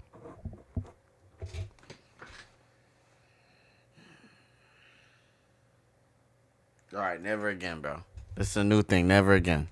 Fuck. Again. I said never again and it happened again. I'm an idiot. Alright, chat. My bad. I'm gonna restart the stream. God dang, bro. Thank you, Carla Henry, for the follow. Damn, bro.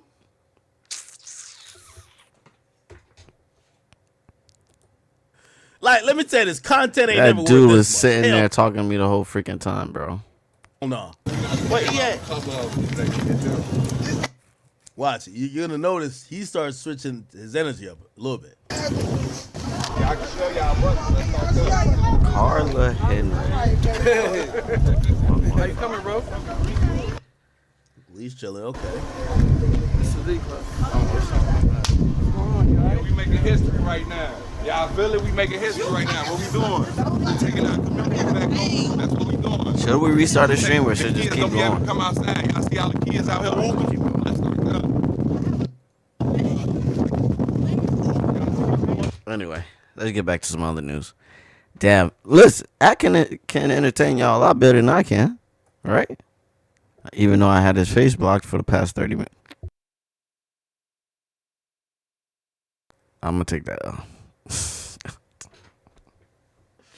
Horrible content. Why does dudes interrupt me while I'm taking my 10-minute break, bro? That's why I don't get. And that's why it always happens. Okay, anyway. What was I going to look up today?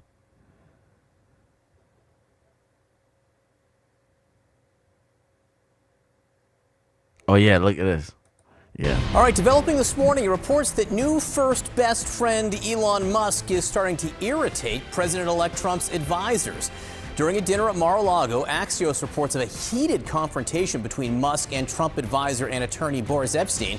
They write, quote, at one point during what the sources described as a massive blow-up, Musk accused Epstein of leaking details of Trump's transition, including a personnel pics to the media. Epstein responded by telling Musk that he didn't know what he was talking about. This comes amid new reports that Musk is also becoming a source of infighting the Trump transition team surrounding the choice for Treasury Secretary. Musk is backing Trump transition co-chair and fellow billionaire Howard Lutnick for the job, while Trump's advisors are pushing for hedge fund CEO Scott Bessent.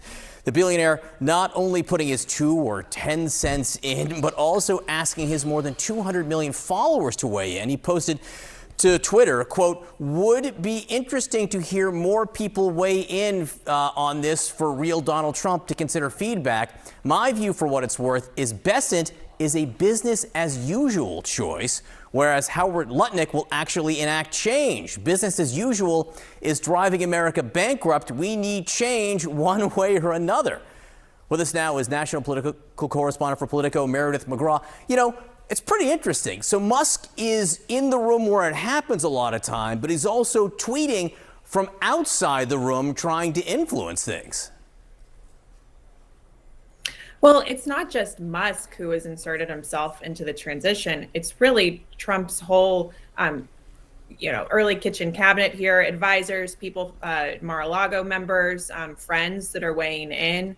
But Musk is spending a lot of time with Donald Trump since he got elected. He's been an ever-present person at Trump's side at his club. He's sitting in on meetings. He's traveling with him like he did this weekend to the the UFC fight in New York City. And he and quite frankly, even that, not only do we expect an wow, Tesla stock is rocketing in the pre-market, and could Donald Trump fire Elon Musk? We're going to talk about both of these things, especially with what we're hearing about Elon Musk over at Mar-a-Lago. But first, I just want to take a moment and say, every dude needs a truck. I had no idea what I was missing out on. Okay, my first car was like a leased 4-door sedan. Then I had a Prius. Then I got the Model X. That was interesting news. Elon Musk is fighting with the Trump cabinet. There seems to be some kind of friction. I found it very interesting. Because I heard 2 days ago that people in Trump's cabinet were getting mad that Elon Musk is always talking to Trump. They're like, why is Elon Musk on a phone call with Trump and Putin? But people were like, wait a minute, but Elon Musk has Starlink. He's the reason why Starlink is even over there helping Ukraine is because of Elon Musk. So it's very interesting that people are getting jealous, I shall say, or I don't know what else you would call it, hating the fact that Elon Musk is getting cozy with Donald Trump. And very interesting. 50,000 troops, Russian and North Korean troops, are right outside of the Kirk City in Ukraine, and they're about to make a surprise, supposedly a gigantic push into the Kirk region to try to take over the city before President Trump comes in office. Now, this is very interesting. So after this humongous 50,000 troops gathered together near the Kirk region, Joe Biden last night orders finally allows Ukraine to use these long-range missiles inside Russia. And these missiles can hit as far as, supposedly, they can hit far into Russia. I don't know if they can hit Moscow or anything, but supposedly they could hit anywhere in Russia. Actually, I don't know about anywhere. But let's try to learn about that, those missiles. In a major policy shift, President Biden is allowing Ukraine to use U.S. supply long-range weapons to strike deep inside Russian territory. Ukraine is reeling from a string of deadly Russian attacks this morning. At least 8 people were killed in a strike on a residential neighborhood in Ukraine's southern port city of Odessa. And in northeastern Ukraine, at least 11 people were killed, including 2 children, when a Russian missile hit an apartment building. This comes after Kyiv says Russia launched 120 missiles and 90 drones across Ukraine yesterday, targeting the country's energy grid. CBS News contributor and former U.S. ambassador to Russia, John Sullivan, spoke to CBS News earlier today about the potential impacts of the policy change. They've been murdering opponents in Western cities, cyber attacks, potentially blowing up Western commercial aircraft. It's been one escalation after another by Putin. And in my opinion, it was about time that the United States gave the Ukrainians the ability to defend themselves more completely. CBS News senior national security correspondent Charlie Daga is joining me now from the Pentagon to talk more about this. Charlie, so I want to hone in on what Ambassador Sullivan said there earlier to CBS Mornings, which is this is not Ukraine in an offensive posture, but essentially defending itself with these long-range missiles, something that they haven't been able to do up until now. They asked for this approval months ago. Why did the president approve it at this point? You know, Vlad, we have been discussing it for months, right? Months and months they've been asking for it. The White House has been reluctant because it can be seen as an escalation. But we're told that this is really in response to North Korea entering the fight in that Kursk region. And we expect those weapons to be used in defense of Ukrainian forces in that region. This is Russian territory. You remember, the Ukrainian forces took a number of months ago. And now U.S. officials have told us there are roughly 50,000 troops massing there, including more than 10,000 North Korean troops among them, part of a massive counteroffensive to take that territory back. So these weapons, I mean, we call them long-range weapons. The ATACMS, they have a maximum range of 190 miles, which isn't, a cruise missile or ballistic missile, but they can be effective as a sort of standoff weapon because they can hit targets deep behind enemy lines, like, resupply routes, weapons storage facilities, stockpiles, logistics, which is why we're getting the sense they will be deployed in Kursk and not sort of selective targeting inside Russia away from the combat zones. And that's really where the sensitivity has been. We're told that there's no sort of limit to that. They have been used inside Ukraine for a number of months, but this is the first, they get launched from HIMARS, but this is the first time that they've been permitted to be used to target Russians on Russian territory by the United States. So, Charlie, the other thing that Ambassador Sullivan said on CBS. Let's go back to the map for a second so I can get y'all kind of. So, yeah, they're massing right around here at the Kursk thingy, whatever. Damn, Russia is far away. Yeah, I don't think it can hit all the way to Russia, like he said. But really, it can hit all the way in the back line. Anywhere, actually, over here. Yeah. To be used to target Russians on Russian territory by the United States.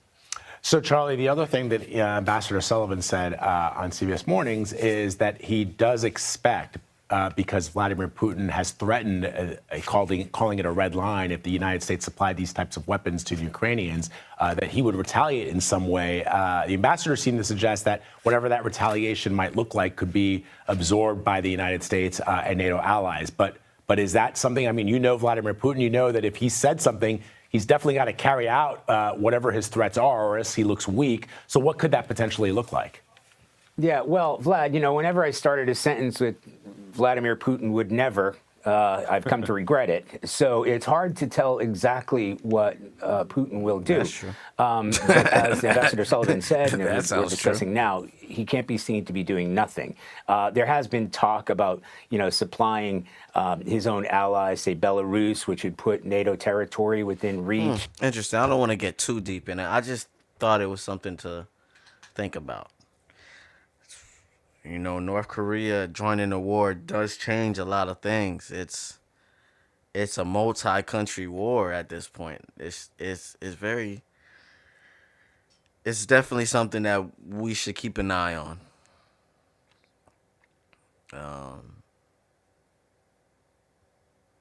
And I already told y'all, the stormtroopers are in power, so at any time it can go up. You know that? So like,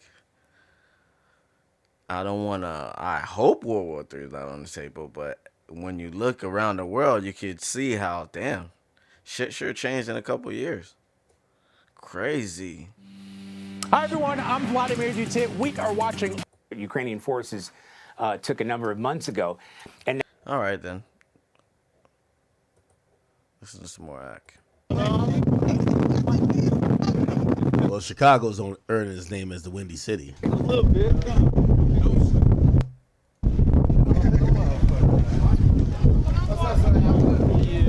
So they're trying to invade O-Block. And I can imagine everybody in O-Block looking like, so y'all niggas is really over here shook for some whoops. But it's happening.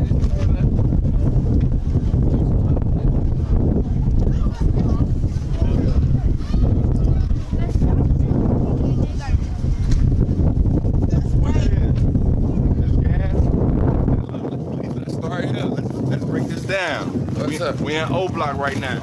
Now we trying to end these trends of smoking niggas dead home. We trying to end. I don't be smoking nobody. I don't be smoking nobody. Now, in reality, I'm wondering.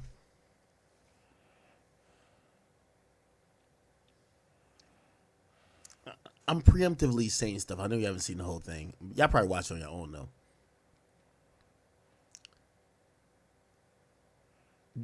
J Main. My only thing with J Main, and I hate to bring this up, because especially when you start talking pushing peace, and again, bro, I want to encourage him because I like him. Charleston White, J Main. I'm gonna tell you my only thing about him, bro. You gotta break character, bro. Like you can't keep talking in. Let's start there, yo. You over whoop it, like brother. Just break character for 1 second. This is a real thing. It's a real moment. And this is not entertainment for YouTube. Like, when I hear him talking, let's start there. Let's start, like, come on, brother. Just relax for 1 second. Like, Charleston White actually made a good point. I never thought about it. I was like, yeah, that kind of makes sense. He was doing it. What do J Main do? He rap? Or he just trying to sell cereal? Stale cereal? He's like a comedian, I guess. What was he before then? A killer? I don't think he's a killer. Let's start there. Let's start there. Killer. Was he a gang member? Yeah, he was with FBG Duck and them. It do hit different. It hit different. So he was a groupie, part of the FBG group. Couldn't rap. He was a comedian. What made him famous for Dirk and them to want to pull at him? Just FBG? I think he was on his pushing peace movement, and that's when Dirk came along and wanted to push the movement as well. Why not King Yella? King Yella seemed more sincere with pushing peace. Yeah, King Yella was the first one. He shot a video. Now, to be also fair, I think Charleston White's saying this because J Main started linking with Woody, and him and Woody was getting into it for a while. So maybe he's a little bit tight at J Main for linking with Woody. So, but I think he's made some fair points. In 2016, pushing peace, and that's when Charleston White just look funny, bro. Like it's just something about his eyes. Look at him. Even when he's serious, he's funny. They tried to kill him at the video shoot. So that's the nigga you go. If you really sincere about pushing peace, and I don't like King Yella, don't like nothing about it with scribble scrabble on his face. Scribble scrabble on his face. That was funny. If you really sincere and you from Chicago, and you sincere about pushing peace, how you not gonna go to the pioneer of this? He's the pioneer of drill music rappers pushing peace. Okay. You go get your pioneer because he trailblazed that fur. You don't go get the goof troop, J-Mane. Nobody can take J-Mane serious because when he gets you on the platform, he whooping you. It's hard to take that serious with pushing peace and whooping, and you got all these mothers that's still in pain. You got a with a cereal box talking about pushing peace. Man, go get that nigga who almost lost his life and put his life on the line for pushing peace. See, it's true, but at least he's doing something, though. I ain't gonna say. He has a point, but at least he's doing. At least he's telling the kids to push peace. That's a lot better than what a lot of these niggas are not doing. So, give him some kind of credit, but yeah, the character shit it do be getting like annoying a little bit sometimes. A lot of, and by the way, I'm saying that even when y'all like, by the way, you know, at this point, it's not, yo, the nigga brought some cereal to O-Block. Me particularly, I'm not scared of O-Block, right? Or I'm not like scared of Chicago. It's if I was to go to Chicago, actually I am scared of Chicago. If I was to go to Chicago though and really try to do something that was beneficial, I think what Charleston says is the most worthwhile shit of it all. You could show up based on your name and notoriety and be like, yo, Ak is here. I just want to be like, yo, I'm showing love, which is really a spectacle and a vlog for you, right? I'm doing a vlog. I'm in Chicago. Y'all wanted to see me in Chicago. But it's something different if I say, yo, I used to cover these stories and I know the mothers and the brothers and the sisters of these people who died. I want to have a prayer with them. I want to have a meeting with them. Because, you know, it's cool to kind of just hang out. It's another thing to showcase the real pain that still lingers behind it. And I think that's what Charleston White is actually accurate about, right? If you're really serious. If you're really serious. Don't get the cereal box. That's a clown that's gonna get the lash. So now, man, I think J-Mane took a lot from your book. I think he's seen a character and he mixed the real life with the character. He used to try to book me all the time. He used to call me out. I would never respond to him. That's why I realized he don't like J-Mane. J-Mane's cool though. Never respond. Why? Because I didn't take him serious. I ain't taking no nigga serious with a cereal box in his hand every day. That's a boy to me. That's a boy. I'm looking, nigga, I want to sit down and have some substance. I ain't finna sit down no nigga whooping. Whoop whoop. and I gotta ask you the whoop question. Man, I ignored that nigga that nigga called me about 10 times. Man, I wouldn't even respond to that nigga. V tried to plug me in with him. Nina tried to hook me. Man, I'm not doing nothing with that. I'm gonna keep a cereal box with him. I'm gonna take him serious. So had you, man, I sit down with a King Yellow. Even though you don't like him? Yellow. But I wouldn't sit down with a man. But he come along after everybody died, done went to jail. And I don't see him pushing peace. I see him pushing his platform and trying to get his cereal sold. I don't see him back in Chicago, reaching back to the mothers who have buried their children. If you really pushing peace, you have to go back and get JoJo and their mama. All them kids who gonna die, Tuka mama. That's where the peace come from. They pain. I agree. That's one thing I always say Charleston White is great at. Charleston White is the only person who's ever talked about the mothers of some of these people that have died without a voice. Like, for example, like, we never knew Tuka's mama be doing nothing. Charleston White went and go, whatever. He linked with Mama Doug. He went with JoJo's. Like, I'm gonna be honest with you. That is part of this whole, like, you know, pain-filled ecosystem when it comes to drill music and shit like that. And I think that can be forgotten. I think that's why, you know, Charleston White hits the nail on the head with that. They voice, they tears, man. They hurt.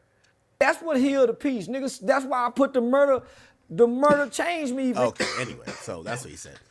But let's get back to this. Let's start here. Chad, I ain't gonna lie. I'm gonna have to restart the stream, bro. It's the only thing I can think of, bro.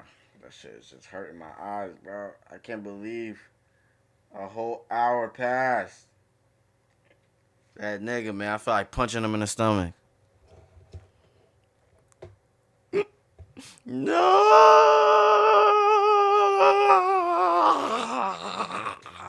Dang it! I don't like it because I don't like people when they're watching the replay. They're gonna be like, "Where is he? The nigga said he was gonna be back in 10 minutes. He just left." I'm like, no. Every time, bro, I'll be trying to do it, and then people come and freaking bother me, man. All right, chat. This is what I'm gonna do, man.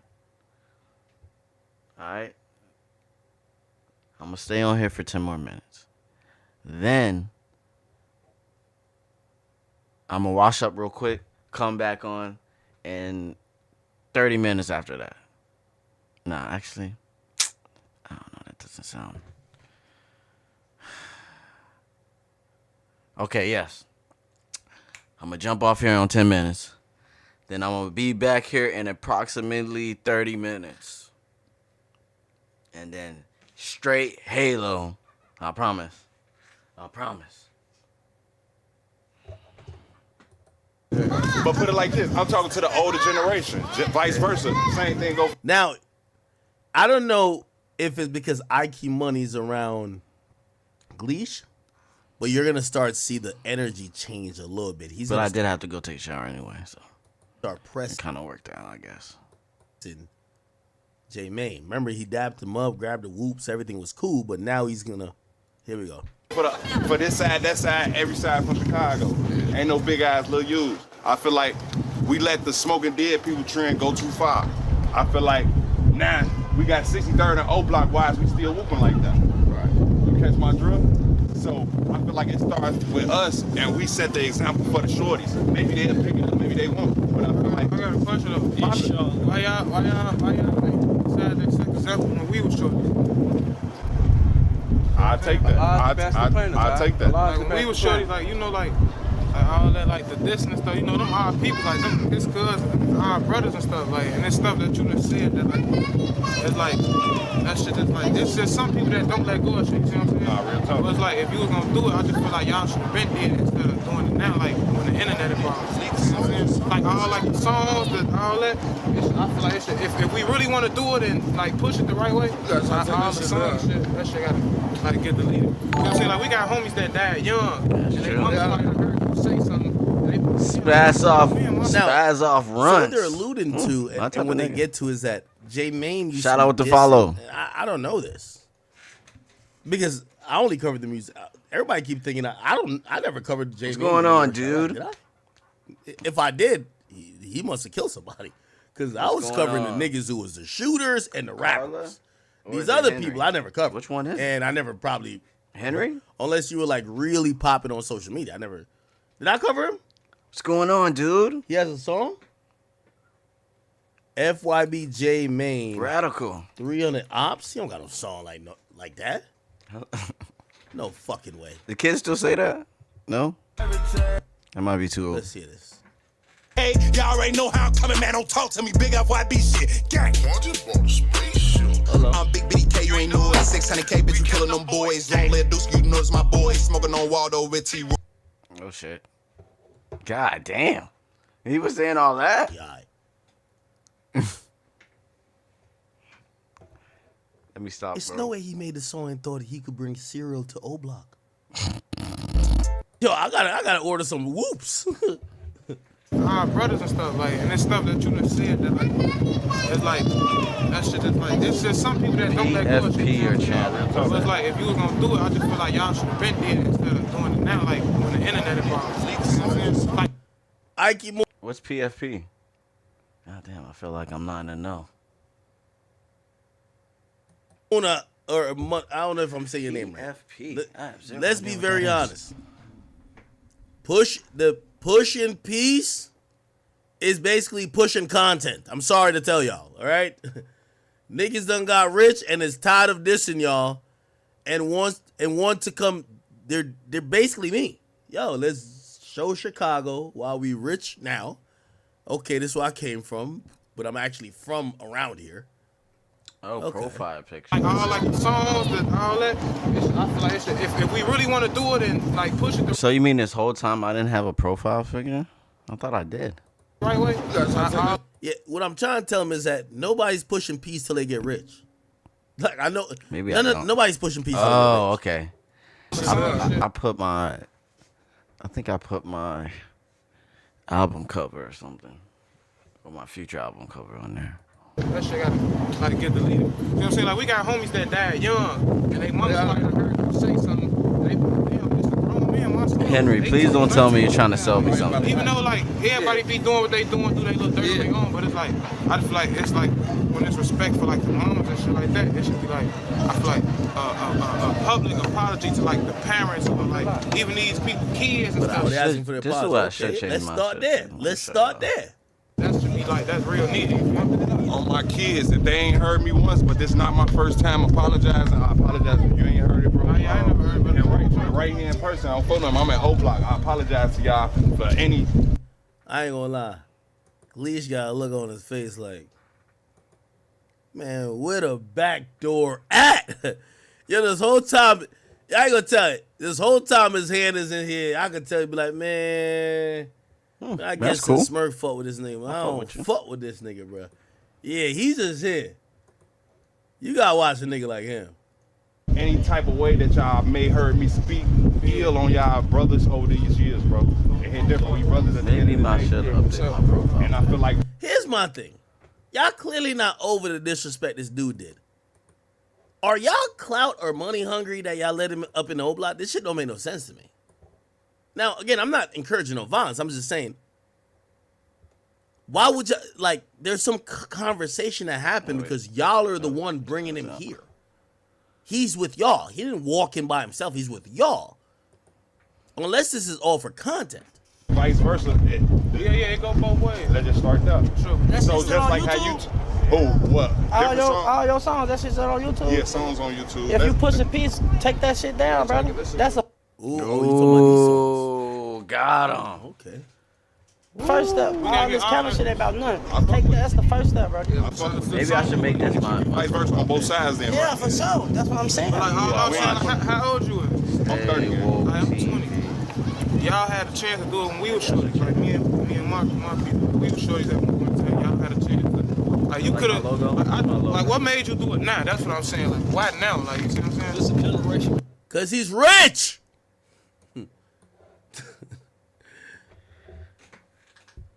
So Henry, what do you know about, like, what do you know? I'm interested now. What do you know about Why are you asking dumb questions? Why now? building a channel? Oh, I'm Because rich. Obviously, I'm doing okay. I mean, obviously, I don't know what I'm doing.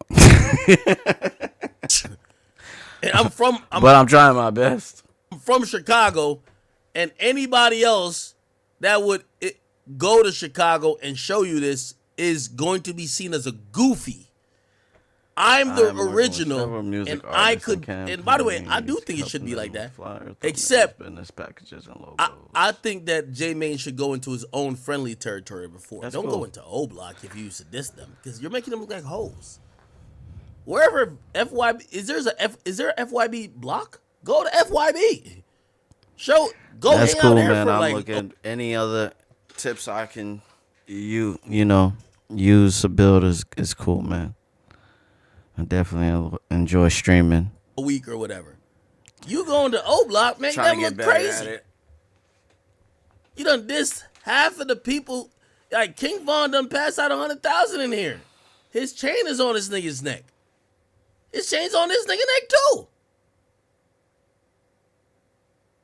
Coming up with money, you. That's what I'm saying. But that generation under me done heard you say some stuff too. You see what I'm saying? Nah, like fact. these ain't no real little kids. These people that's been around. Like we a family over here. Like Bimmer Bino, I'm not saying money solves everything. What I'm saying is that this would have not been created. Yo, I hate when I have stupid fans. Like I don't want to call y'all fans, but like people who watch me. I never said money solves everything. I said money's the reason why this situation's happening. If you ask me personally, FYBJ Main is is doing this mostly part because his current career that's getting him a lot of money. Let me stop there. We doing good, chat. We doing good. We having fun with it. And we enjoying our time. And our content's growing. Thank y'all for being here. Thank y'all for, just, stopping in, saying what's up. It's cool. I enjoy streaming very much. Coming in here, freestyling, having fun. We just doing what we do best. Thank you, Henry, for all the, I look forward to doing a business relationship with all you guys. If anything you guys got, any type of pointers that you can give me, how to make the stream better, how to make my music better, how to make my logos better, it's very appreciated. I ain't gonna lie to you guys. I'm enjoying myself. So let's continue. And all that good stuff. With content. This is great content. For these guys, I don't know why they were cool. I only say they look iffy to me because why not check him when y'all dapped him up outside of O Block? Why y'all walk him into O Block and then now y'all questioning him? That looks, let's start there. Nah, just looks odd. You get what I'm saying? So money doesn't solve everything. But I do believe when you look at a lot of these guys, and maybe this is what you're speaking to, you get to realize, for example, J-Mane. Look at the video he made. He's talking about he want everybody dead. Until he became a successful YouTuber, he's down to squash beef. Or you grow up from being a kid. And your mind finally switch and you realize, damn, you know what? People are getting hurt doing this shit. My life does mean something. So that's true too. Ak, you got a point, but there's also growing up. He would not be saying none of this if he didn't grow up at all. But he's also profiting for his supposed grow up. Why do you think that is? That's all right, y'all, listen. Here's the thing. I gotta take this break or I'm never gonna take a break. When it comes to war, it's easy to squash beef when you've won. That's why, as much as I love Dirk, it's easy to say I forgive all my ops when I'm up 55. Half of everybody you know that could be nearly popular is dead.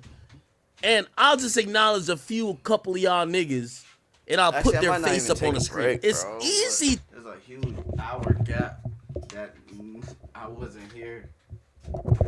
Even though it's like, it happened. I'm trying to act like it never happened. Still. I literally told myself it's gonna stop happening. To squash everything when you've won.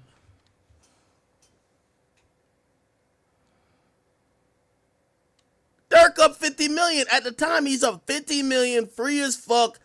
Yeah, he caught a couple losses on his side, but everybody on the other side is dead. Nobody's relevant. They're broke as shit. Of course it's easy to squash beef at that point. That's the point. Because he doesn't want to get locked up. Of course it's a little bit easier for J-Mane to squash beef when you're getting tens of thousands for your YouTube video. That's clear. And that's what I'm saying. I understand what this guy is saying. But my only problem with this guy is, why walk him into O Block if you felt this way? You dapped him up 20 minutes ago. You should have checked him there. I don't know how y'all do it, but like when one person died, or how it is, it's like everybody feel it. And then we hear somebody like just saying some shit like, damn, that should be bogus. Like, even though it be on both sides, but it's like I said, some people don't let go of shit. And it was like people died young, and these are our childhood friends, and we done heard y'all say stuff. Y'all probably didn't. I don't know, you see what I'm saying? But I just feel like, yeah, that part, like the songs and shit, like maybe start taking that shit down. I'm changing my mind, chat. We're just going ahead on it. Like, come on, bro. They can skip ahead, bro. God damn it. I'm gonna be here for 8 hours. This and tarnishing black image. I don't know if y'all ain't been following my movies, but I don't even like play shit. I don't even really be playing that type of shit no more. Like, don't get me wrong, I like the beats. I know I can rap, catch my drift, and I know it's a million other motherfuckers in the world that like it. That's why they was playing that shit. But at the end of the day, I was degrading black people at the end of the day. So that shit not what we on right now. And to change the narrative on For Them Gray, I'm with it. Fuck them songs, gang. Fuck them songs. Them songs ain't about shit, bro. Yeah, so with like then five like the alright, so like when you was doing that shit back then, like that shit made you feel good doing that shit, or was it like oh, that shit was always to feed my family, so it never. That was the most honest response I felt like I could have ever heard from J May. Yeah. Yo, I just Oof. Yeah, that's that hurt. That's that truth. That truth hurts. this y'all niggas since I was broke, man. I thought this was the way to make it when other people were making it by dissing people. That's a really honest response, I'm gonna be honest. It had nothing to do with. Look at this guy face right here. The Muslim guy's like. None of like the person. Some people I was dissing, bro. I didn't even know who they was, to be honest. See, like that's what I'm saying right there. Like this part what I'm saying. Like it's people that died young. So it was goofy shit. Yeah, like you see what I'm saying?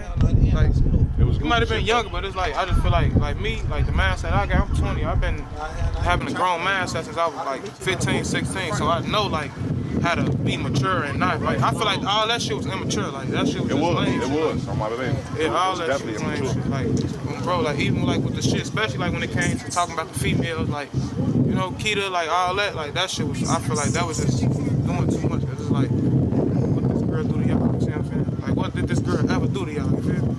It's like, I had no. Now, I also want to reserve the right to say, you know, maybe, you know, there was a conversation before, but this guy also want to kind of, you know, stand his ground on camera too. Like he had a point to make, and I've done that before, where, you know, me and an artist have, you know, kind of spoke privately, but like when we get on camera, he don't want to look like no hoe, so he want to restate what he want to state or be like, yo, no, I at least said that. I get that too. So maybe that's what it is, right? When like you probably doing that shit to get laughs, get views, get money, but it's like you could have did this shit and still been the same way. Fuck the this and all that. You could have pushed Pete from the start. If you would have, I'm telling like when all your guys were live and shit back then, I feel like if you would have started pushing Pete, like that shit probably would have been bigger than what it is now. Like it probably would have been like way like. Damn, he stopped that shit early. Jay got a point. Yeah, it is. I catch all the blame, but put it like this. This is why I tell people you though. don't catch all the blame. It's just like you one of the main ones that like. Yeah, nah. Like, when and I get it like though. I get it though. On my baby, I get it. And he here right now trying to settle the peace though. We gotta give respect where respect is due, right? Whatever been going on, whatever. Because how many niggas done did this? Even tried to even. He extended his hand to try to accept the peace, and us as Muslims, we gonna accept his hand. You know what I mean? Palms up, we're gonna accept his hand with palms up. And I appreciate y'all for letting us coming over here. You know what I mean? Different. So again, like you said, you spoke what you had to speak. That's your truth. Ain't nobody gonna take that from you, right? You know what I mean? But at the end of the day, we gotta start somewhere, man. So we gotta start somewhere. And we gonna start right here. We all from the same community, bro. They always try to divide this shit, bro. I went to Dulles too. Let's start all there. All of us as Muslims, we got a lot leading us, right? Yeah, let's start there. It's not good. Yeah, this is a very pivotal conversation. Again, great content because we always want to see shit like this. This probably shouldn't have been called a camera, though. You know what I mean? If you wanted to, let's start there. You want to have the conversation, bro. You could tell this guy feeling no way. He feeling no way. Whether it's people around him looking at him like, nigga, you brought these niggas in here, bro. Like he's feeling no way, and you want to deal with that without cameras being on, where everybody feel like if I don't do nothing, I'm getting punked. Big news is short. We are a lot. No. I think you're over. I think he's overreading into the situation. I think it's just he was trying to get understanding. You want to get an understanding that you know you're being listened to. You're not being tried. He ain't doing nothing but listening. Convey the message. You trying to say what your truth is. He just trying to say his truth too. He's listening. It's no aggression or anything. You know what I'm saying? Allah gonna put it together. It ain't on us. This is what Allah wants. So, alhamdulillah, you definitely got what you offer. you have every right to feel the way that you feel. Take your time with your feelings. But at the end of the day, you're gonna still be men. So I got a question. And we still, hold on now. We gonna be men, all right? Mm-hmm. You know? At the end of the day, we're gonna be men, and we gotta still look for the kids that's still out here. Right. We gotta raise them the right way. It's gonna have to start right now. So why can't it start with us right now? With all the little brothers right here, right now. Let's make a piece. Let's make a point right now that we don't stop. The brothers that's agreed to everything that you act. Ego is such a big thing, man. That's why I say you gotta do this off camera. Because I'm gonna be honest with you. Man, if J-Mane run up in O Block, get his way, do whatever, blah, blah, dropping whoops, feeding kids, Kai gonna raid. look like O Block a bunch of bitches. I'm gotta be They raided Kai? honest. Like, again, y'all, I'm so detached from this. I don't want nobody to be in no beef or no arguments. But come on, like, let's just be very clear, bro. That's why I said there should Kai have been is in here. some off-camera shit before. Because it at the point where if they just let it happen, be like, damn, all these O Block niggas, they really hoes. My line? I'm gonna be live. Huh? Yeah, he can't. I don't know what you're talking about. No, listen. He even put me on a deep. Remember how he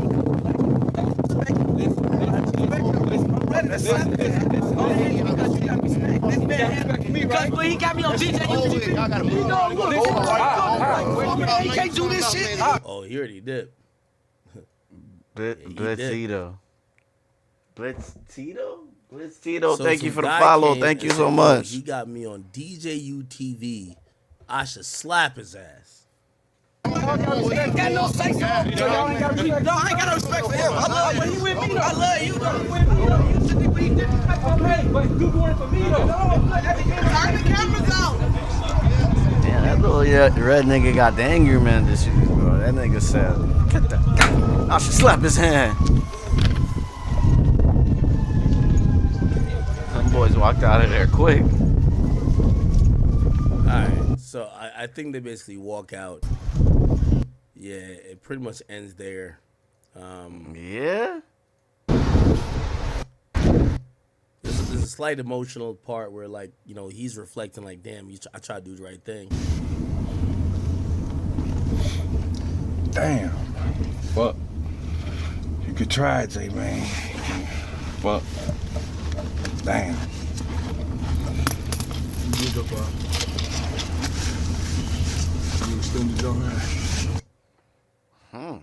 Okay. Interesting. Very. Now, apparently, what's Very. What's the nigga's name? Interesting. This episode of $1 Million Worth of Game. Hold on. What's the nigga's name? So there's a nigga named E-Dog. Oh, is it E-Dog? Blitz title. J-Mane. Blitz? So the I guy think who that's what it pulled is. up Thank you for is following. this guy here. And I just want to give you the context. So apparently God damn, Ash knows J-Mane everything. had did like a video. This is DJU. He did a video before kind of like clowning the dude. The dude's from O Block. But before the Push and Peace initiative, J-Mane clowned him. As he sees you, does he say anything or what happened? So J-Mane's talking about, oh, he ran into the guy before and the guy was pussy, basically. Like, yo, I ran into him, he wasn't on shit. And, you know, he knew I had my gun on him, so he wasn't on shit, so whatever.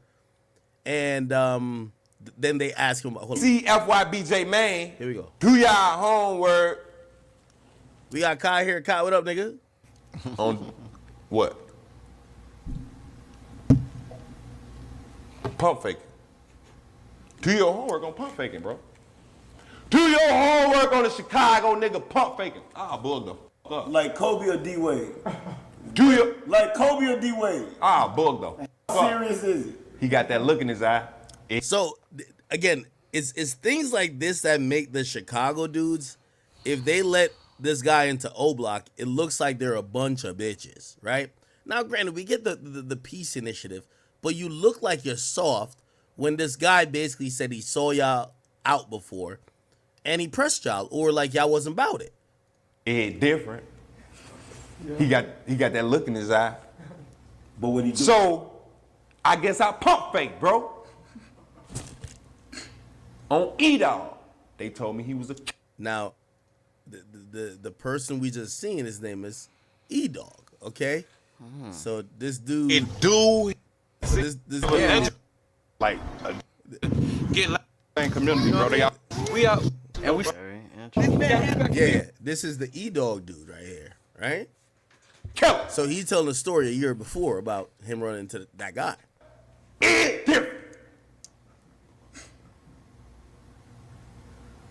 I gotta be aware of him.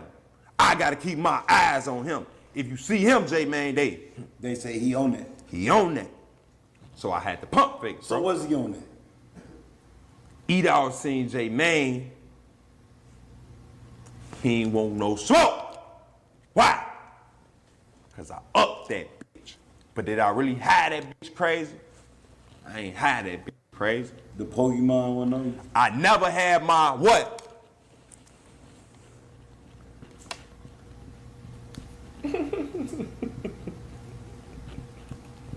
Gotta have your Charizard. No Pokeball, bro. Gotta have your Charizard. No Pokeball. It hit different when I ain't got my Pokeball on. And I see an old block in at this time period in my life. It hit different.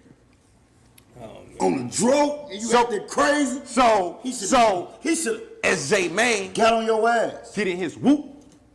What fool do? It's merch. He get in his whoop. Oh. But J-Man was pumping. His whoop, get the fuck up out of there. He runs back to the old Rocky hood, bro. Get the fuck up out of there. J-Man get that. I wasn't even going that way. I was going down Cottage. Stupid. It hit different. Old lady. Okay. Hey, old lady. So now they're asking this. So again, this is a year ago. They're asking him about what J-Man just said. I guess these are both DJU interviews. This is E-Dog. Hey, King. E-Dog, you both King over at there, King. You know, the Joker came develop shit. So it's like, you know, it makes sense. I ain't judging nobody. It's just how I express myself. You know what I'm saying? Yeah. Shit like that. So you relate with It Joker? ain't about no violent shit. What he doing in the movie is about, like, you know, I relate to, it could be something about him. It's him. You gotta give me a couple of more what's your name. We gonna get back to you. O.J. Simpson a few times. I don't know nothing about him. I ain't even gonna talk about him. You ain't finna ask me no question about him. Okay, so basically, he no commented, but he did an interview yesterday. So he felt a way about the guy saying that, yo, I don't know, he punked him or whatever. By the way, chat, we're dealing with like hood beef right here, so like egos really matter, right? So it's like, yo, he's been saying to everybody that he punked me. Hell no, he didn't, whatever. Okay, now this is this new thing where J-Man got turned away from O Block because he turned up on J-Man, and he did an interview like a day ago. Here we go. I just seen it right now. I'm leaving out. Getting my ride. Shit, I ain't thinking about you. You're a little guy. I'm always pushing positivity around here. You know, lose to who? Oh, yeah, for sure. Yeah. But it's like, it ain't nothing. It's like how you do it, you know. You respect yourself first. Such like I know, so. You know what I'm saying? Mm-hmm. Come on, man. Yeah, I think when you spoke up, he did probably become a little uncomfortable. You know what I'm saying? Because, yeah, type shit. So yeah, he definitely turned around and got up out of there. Once there, he can still talk though. Right. You made it seem like we put you out. Come on, bro. You know that was up your alley. Man. But you ain't finna disrespect me or disrespect my people around me. You made an interview about me. Come on, man. And I ain't even thinking about you, bro. Yeah. You came right here. Look, ooh, oh, what? All right, it's cool. Type shit. Yeah. Well, E-Dog Ben reached out to me and okay. Your Back Again track just hit 1 million. Okay, cool. So essentially, you know, this is him addressing, him confronting J-Man. Again, if you care about the Chicago stuff that much, it's an interesting time for Chicago. For a lot of things that we know, there's always killing and beef and whatever going on in Chicago. But, you know, obviously so many people have attributed this to me, like in terms of like where they're like, yo, IQ, you covered this like historic time. Okay, cool. But the reason why people care a lot about that is that, you know, it was a special time, I guess, right? But a lot of those people have died or moved on, or it's like a different time. So this is why people keep talking about it, or this is why, you know, it's a little bit different where some people feel like, well, everybody's out of the way, and now let's push peace, right? Because everybody's dead or everybody's locked up. Why not try to squash those things when there's no one current on the ground? But this guy was still around, and yeah, it's not going to work. Okay. All right. I still say J-Main Chief Keef is a genius of Chicago. The one that got away. Was that the only Chicago thing I had? Oh, Whack 100 want me to call him. Y'all boys, we got to make that YouTube video. Chief Keef, the one that got away. Survivor of the fittest. Chief Keef. I got to think of a better name. Some beef with me. Interesting. Wait, why is it not loading? Okay, it is. All right. So Whack went ballistic. Oh, Chief Keef, the last man standing. Ooh, that's a good one. That's why I want to call Whack. That's a good one. I don't know why Whack. Ooh, that's a good one. Jay Prince. The last man standing. I like this caption's kind of right. Whack goes full Denzel Washington training day on Jay Prince and warns Willie D to stay in his place. It's actually Jay Prince and Big U. Listen to this chat, and then we're going to call him. Jay Prince, you know what it was in that alley. Oh, shit. Everybody know me, bro. Oh, shit. When I caught you in that alley, you was humble. Oh, shit. You whooping about what you gonna do. Nigga, you hit, we hit. You hit, we hit. Ain't nothing safe. All you gotta do is, homie, give me an inkling of an inkling that you own that. We already know where everything at. Everything. So we don't care about all that. Nigga, you got you a live wire. You hit, we hit. You better know that Big U, he ain't got no more juice. Ain't nothing respecting him out here. He ain't never put in no work. Damn. You got real respectable rolling 60s who done told me the stories of y'all went on missions, went to jail, and they guns empty and your gun is still full. You don't do that.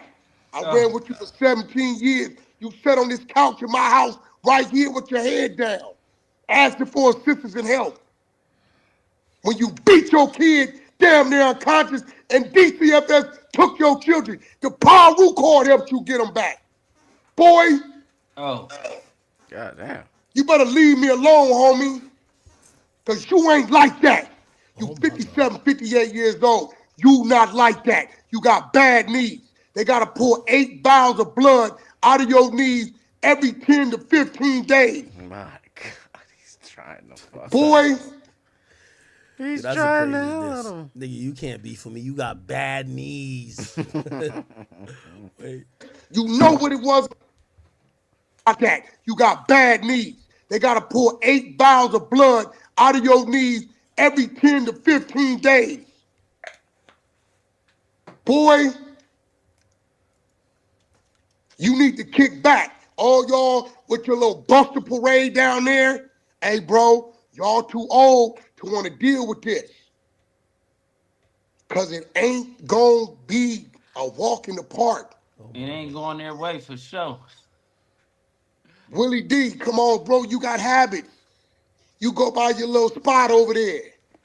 And I don't want to mess up your relationship and your little thing over there. Boy, we on your bumper now. Because you let this bozo pull you into something that ain't got nothing to do with you.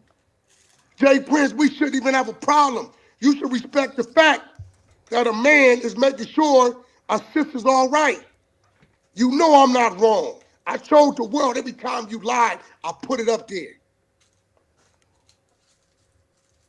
Why y'all getting into it? Because Whack wouldn't let him bully an old lady, old black lady.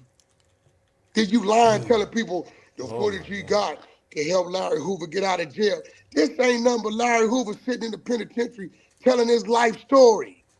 Hold on. I got to get Whack on. Let's get Whack on. Now, Whack was crazy right there.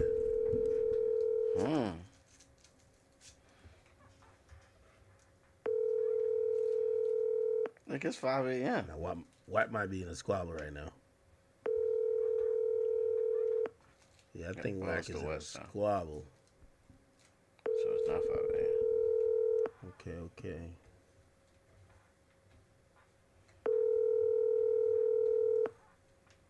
I'm gonna just hang up. I think this is his new number. Never had this number before. Let me just save it as Wack 2. Then I don't accidentally leak his number like Brick Baby did me. Okay. Let me call one more time.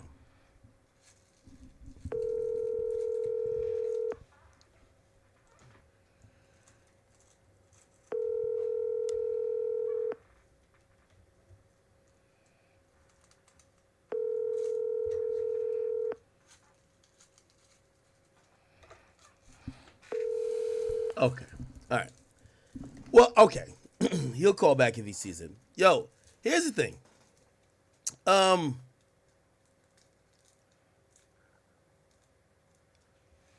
feel like Wack has these like really deep-seated beef that I think those people hate him because he's really tapped in with the media and they're not.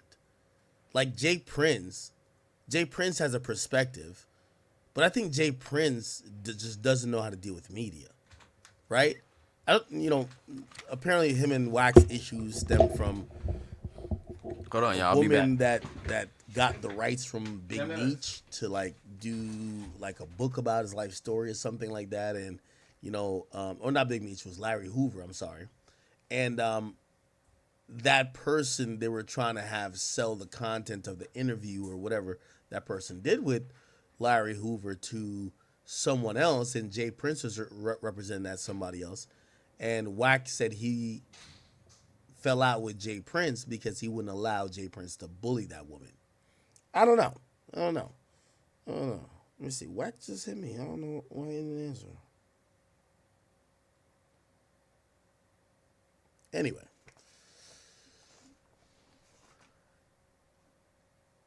How much of what you hear with Wack do you think that Wack is crashing out, or do you think I think Wack is a cold, calculated motherfucker. Like, he's smart, he's shrewd, he's calculated, and 100%, I feel like anytime these things happen, it's him kind of setting up a situation where he's either getting at these guys he don't like, or he's setting up a money play. So, I don't know. I'll wait to see if he calls me back. I won't get too much into this topic otherwise, because I literally can't see why he's beefing with Jay Prince. And then I know him and Big U shit goes deep, but what the fuck, right? All right, cool. Let me see. Let's do a Drake topic. You want to do a Drake topic, y'all? Let's do a Drake topic. Let's do a Drake topic. All right. The boy, Champagne Pop, okay?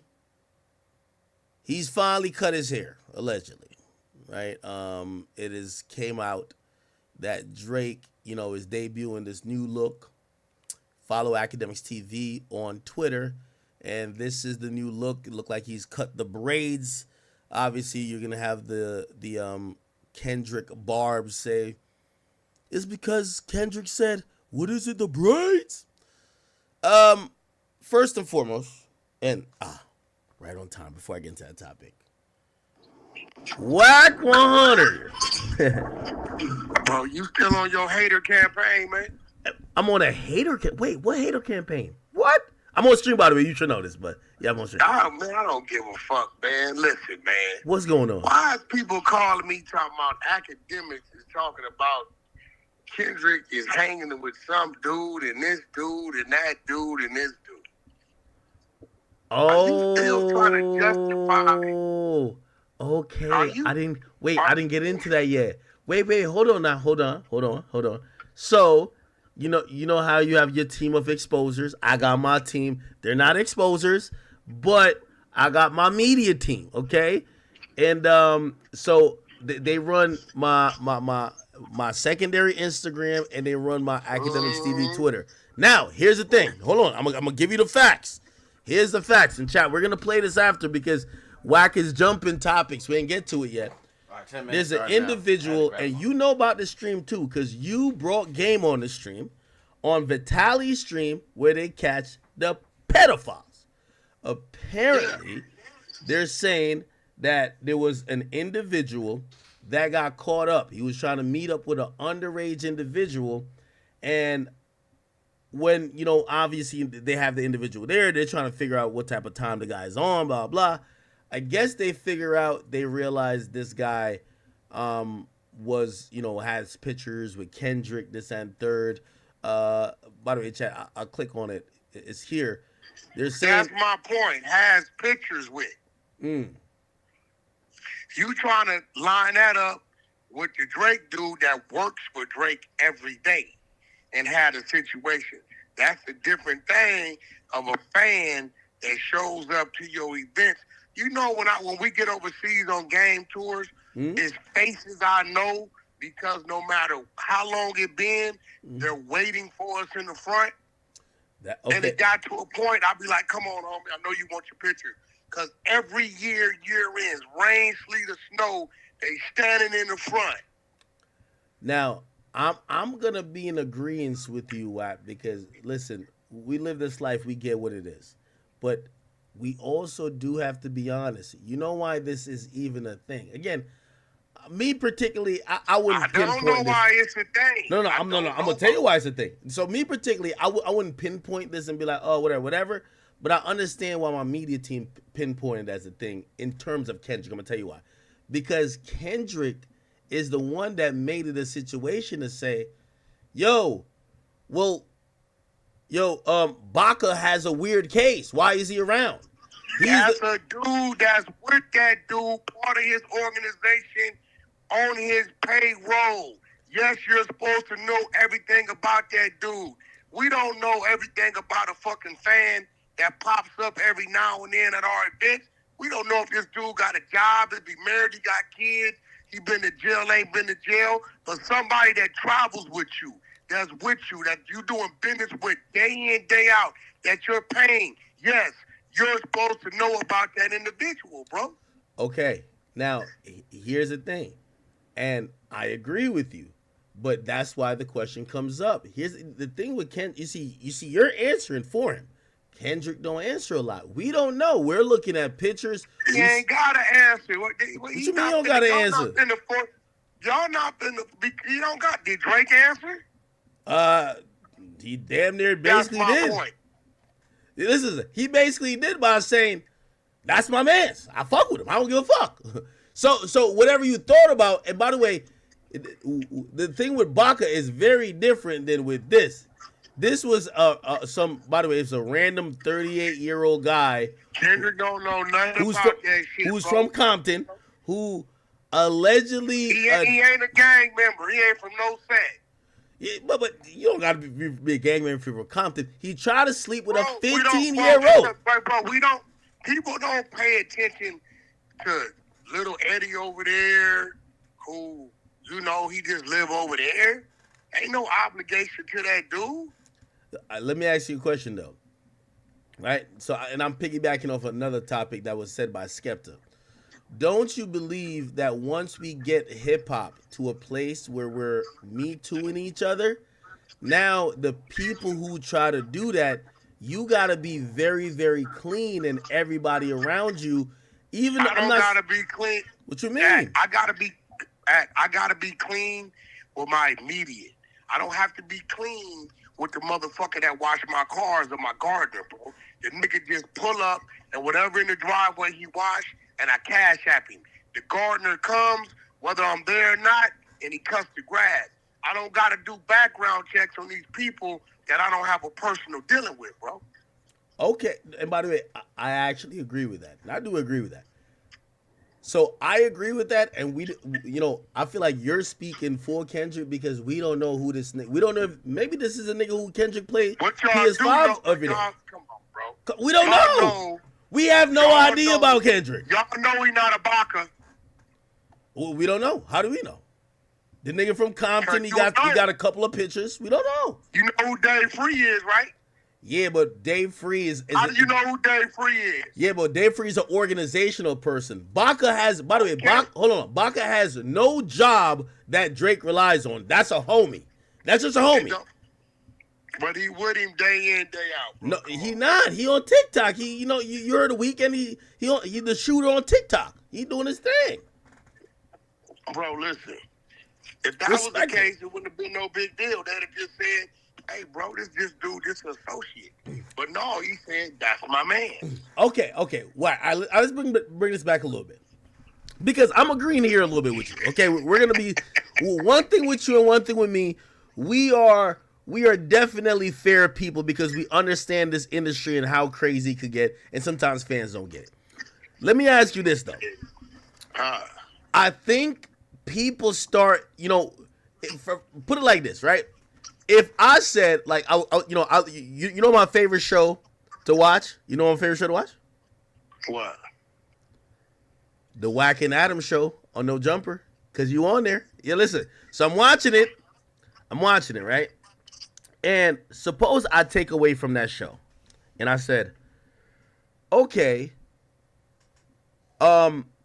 Wack likes to do A, B, or C with his lady, right?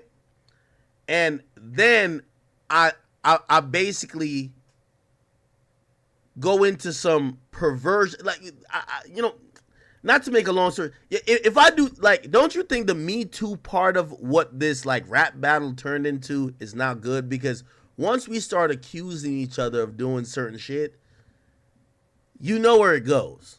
You know what I mean? And I think, again, I didn't dig this up on Kendrick. This is part of, like, the team that works for me. They seen this around, and by the way, they're not the first to report it either. But I mean, what Kendrick bringing this, Kendrick saying, taking pictures when people act that we don't know nothing about. Hold on, but don't you think that Kendrick calling Drake a pedophile invites this? Because I don't think we're here unless we get into that type of conversation. You get what I'm saying? Well, here goes the thing. Why did he call him a pedophile? Because he wanted some type of substance to win the rap battle. There's no proof behind it. You know that. You know that. Hey, bro. You know that. Whack. You know that. Hey, bro. First of all, him calling Drake a pedophile is not what won the rap battle. What won the rap battle is he had the hotter song. Okay. All right. I'm conceding for the sake of the argument. But don't you think that was fishing? It's just like when Drake mentioned Whitney. That's fishing. You're fishing. But again, no, because he had real content of Drake on stage doing something that doesn't, in the court of law, support being a pedophile. But when it comes to us as the people, it can be questionable when it comes to if it's a little out of order. Okay. All right, Whack. So if you see a female, Whack. Hold on. No. I know what you're saying. But hold on. I get what he was doing, but I want to get what you think.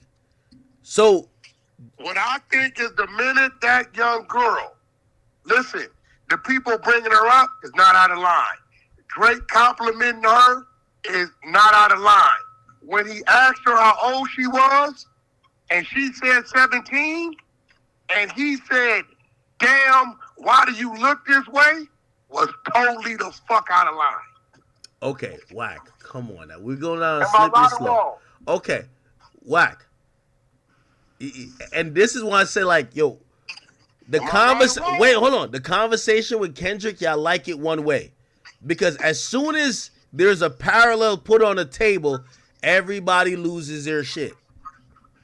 No, what I'm saying is this, bro.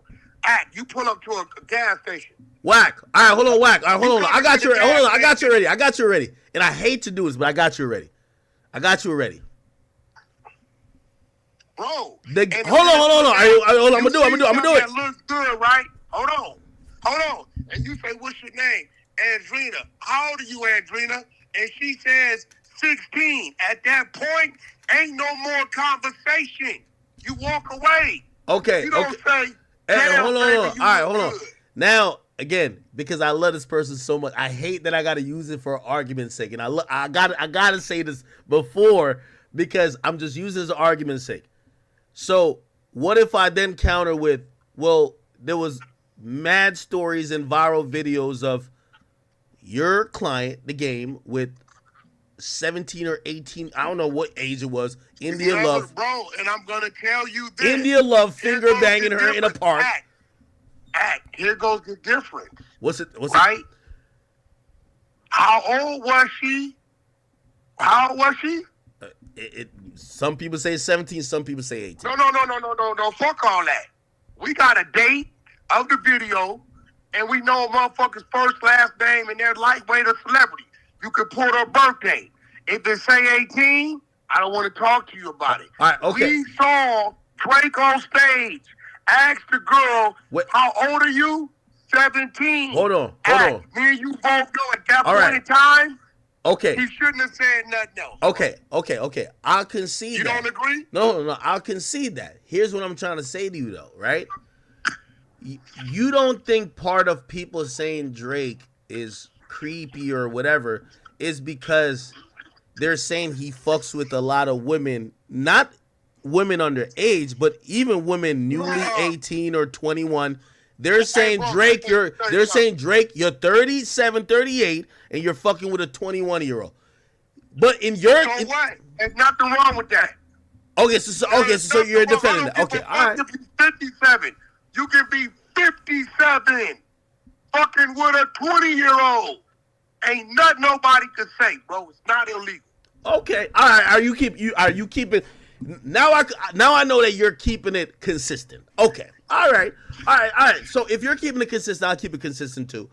Yeah, I don't think that interaction on stage. I don't think that should have went like that. I get that. And I bet he wouldn't do it again today. Soon as she said, "Look, now if Drake would have called Wait, hold on now. Hey, what's your name? Look, and Drake said, "Hey, what's your name?" She said it. And he said, "Oh my God, your daughter's so beautiful." And he did a rap song, and she left the stage, right? And later, after the fact, found out, I'll be like, "Nah, that ain't on Drake." But he asked her, "How old are you?" She said 17. At that point in time, he was not supposed to give any more type of gestures or compliments in that lane, bro. Okay, Wack. So are you now claiming or assuming that, because in my opinion, that video has been around for a long time. I don't believe that's why. He was like 21. He was like 22, 23. He wasn't the age now. Okay, I hear you. But hear what I'm saying. I don't believe that's why. And the only reason why Kendrick is saying that, you know, he had a song, Meet the Grams, where he says, Drake is a sick nigga that should die. I don't think he's talking about just that one incident. I think he's talking about, and he's alluding to, putting out there that Drake likes women, not necessarily underage, but maybe 15 years younger than him, and he's 37. They might be 22. There's nothing wrong with that. Zero. I got a 20-year-old daughter, and she started dating a nigga 40. There's nothing I can say, bro. You wouldn't have a problem with it? I wouldn't have a problem. That's her fucking business. Okay. My job is to be her father. That ain't my fucking business, bro. All right, so let me bring it back just a little If that's the case, we should all go revote and say you got to date somebody within 10 years of age, no matter how old you are, until you get to age of 30. So if you're 20, you can't go over 30. When you get to 30, you can date a nigga 100. Until we doing all that, bro, I'm sticking to the 18, bro. Okay, all right. Okay. Hey, listen, I'm just here to call you on any type of, non-consistency. Hold on, let me ask you a question. It could be distasteful to some act. No, hold on, let me ask you a question, though. So, people have long wondered whether Jay-Z started dating Beyonce when she was underage. Fuck Beyonce. Let's go to Aaliyah. Okay, we could go there too. What do you, because if you're saying that it's justified for Kendrick to speak about Drake like that, what about the other people in the culture? They say Beyonce was 18 though. What they say? Well. That's what they're saying, but the math don't math. I mean, you with R&B right now. Are you saying that the moment you saw her, y'all were together, or maybe y'all talked for like a little bit before, right? You know, We talk. exactly. So when you listen to the Jay story, it's only makes sense if the time that they're trying to say the relationship happened is when they start talking, because otherwise she was probably 17. Like, it's reality. Can you prove when they start talking? And me and you both know in this industry, then you don't know when they talking until they let you know they talking. So can you prove when they start talking? Anybody got any? Okay, let me ask you a question. Russell Simmons then. I got a lot of examples. All these niggas are on this shit. Russell Simmons. What about Russell? Russell Simmons, him and Kimora Lee. Kimora was what, 20, right? You sure? You want me to Google it? I'll Google it. Pull it up. Because this was a topic on the Hunter side. I believe she was like 20, 19, 20, something like that. Are you talking about when they got married, or are you talking about when they met? Well, we can only go on when they say they met. We don't really know when they met unless Kimora comes out and tells us he met me at 16. No, it was said that they met at 17. Now, again, this is a slippery slope. When did they have sex? Did they have sex when he was 35, she was 17? Did they have sex then, or did he wait a year? Did we know he even was talking to her at 17? Where's it at? Where does that say that at? No, that's publicly known. That's publicly no. He didn't. Where does it say that? No, he didn't marry her at 17. He married her Where does it say they met at 17? Where does it say that? I mean, I'm looking on Google right now. I'm pretty sure. Hold on, here we go. They met when they were 17, and this is according to Business Insiders. Even according to court documents that detail their relationship, they said that they met at 17, but they married later on. Even though Russell said, were they in when they met? Which, by the way, Russell says he never started dating her until she was 18. So what do you think about that? He met her at 17. He's 35, but he says he don't start dating her until 18. It's like he redshirted the pussy. Okay, now watch this act. I just met a dude. I met a dude 2 years ago. Yeah. Right? I seen him last week. Mm-hmm. Whack, man, I'm still trying to get on. What's up, homie? Last I saw you, you said you don't like to sign minors because you got to deal with the parents. I'm 18 now. I met him when he was 16. Okay. Now, I might start doing business with him now that he's 18. So if he met her at 17, God knows where, I don't know, a model show, whatever the fuck, and didn't start dating her till 18, what's the problem? Hey, let me ask you a question. Because I've heard you say this multiple times when I'm listening to your Clubhouse replays. I went back and I think I was comparing the Diddy case to R. Kelly case, and I'm gonna be honest with you. The R. Kelly case is a sick case.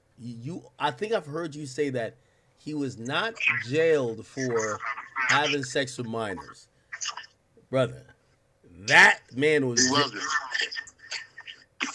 He beat that case, you forgot? R. Kelly is in jail right now. I'm going to tell y'all this, and this is a slippery slope. No, listen. He's in jail because... You're lying now. The feds, you notice the state dropped it because the state law in Illinois is 17 as it is in New York, 16 in Jersey, legal age of consent.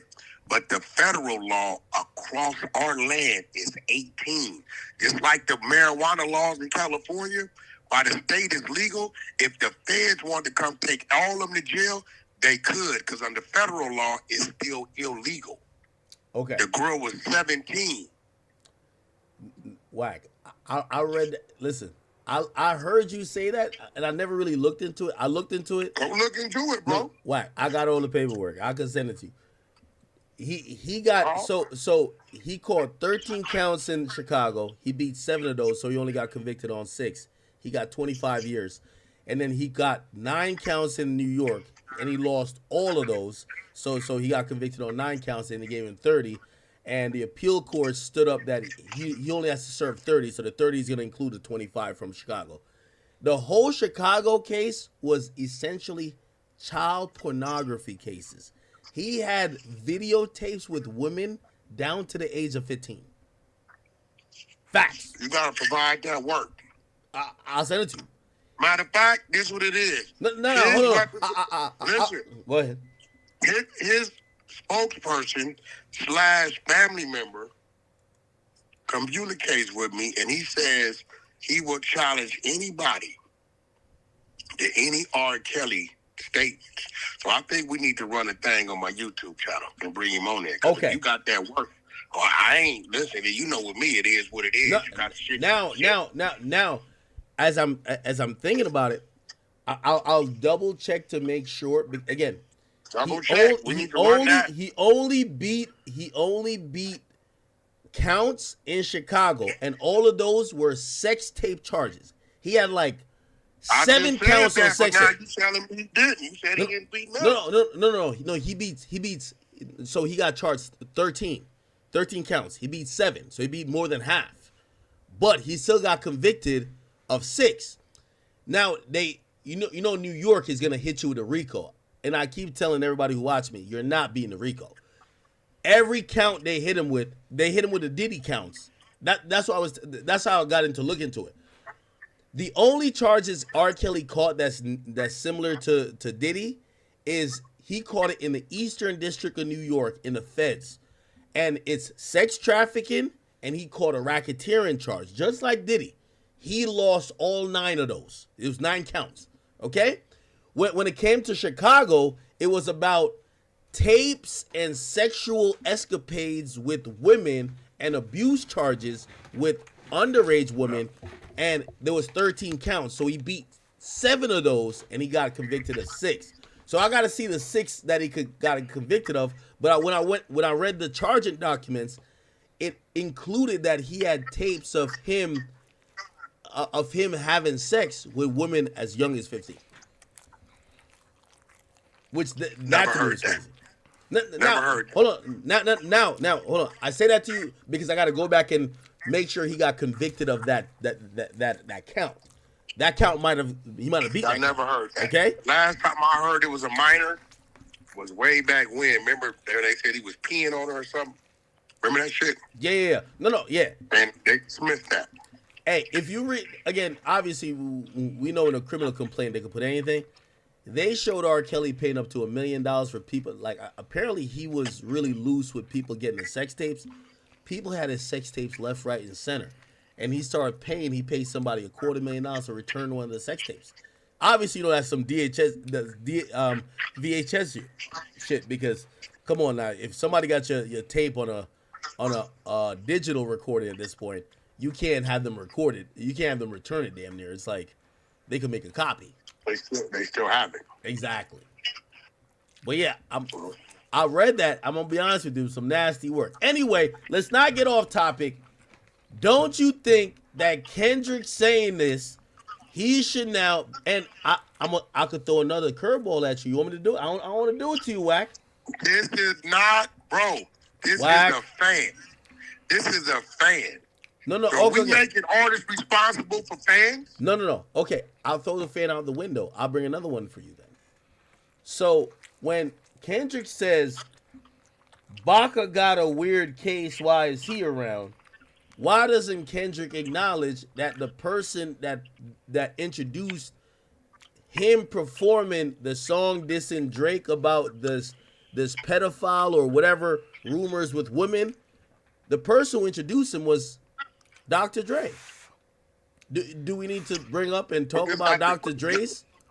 What this got to do with Dre, bro? What do you mean that I got to do? Because he's associated with him. You don't think he's associated with him? Yes or no? You don't think so, right? Let me show you something real quick. Watch this. No, I'm asking you. Hold on. Let me pull something up. Because I like this when y'all go to reach, and this shit is crazy. Hold on. Okay. By the way, why are you doing that? Hey, I only bring this up because I think that what Kendrick did is that you bring it to a slippery slope. We in hip hop. We in hip hop. Watch this, bro. Go ahead. Kendrick Lamar is 37. Okay. Dre is 59. That means Dre was 22 when Kendrick was born. 32 when he was riding the bike and throwing football. Okay. And by the time Kendrick was 15, Dre's 37. Okay. whatever you talking about, I can almost guarantee you that shit had already been tucked and swept up under the rug, because I don't even know what the fuck you're talking about, and I'm 47, 10 years older than Kendrick. So, if Kendrick Lamar is going over here, he met this dude to produce some fucking beats and do a song in the studio, right? Mm-hmm. That's all he knows to do for it. He ain't never been signed to Dre a day in his life. You're right. So I would agree with you back then, but then he brought out. Remember, this is the Pop Out show. He brought out Dr. Dre. So they had a whole documentary on Dr. Dre. Everybody know that about Dr. Dre. I know he know it. Why would he bring out Dr. Dre if he know Dr. Dre got some weird cases? Why is he around? What weird cases?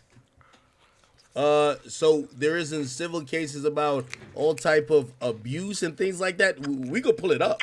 You want to pull it up? Bro, I don't give a fuck about no female screaming abuse. Okay, then. So that's what I'm saying. That's insane. Tread lightly. No, hold on. We talking about females screaming abuse. Hold on. You didn't have females lie on you screaming abuse. Hold on. No, wait. No. Tread lightly, No.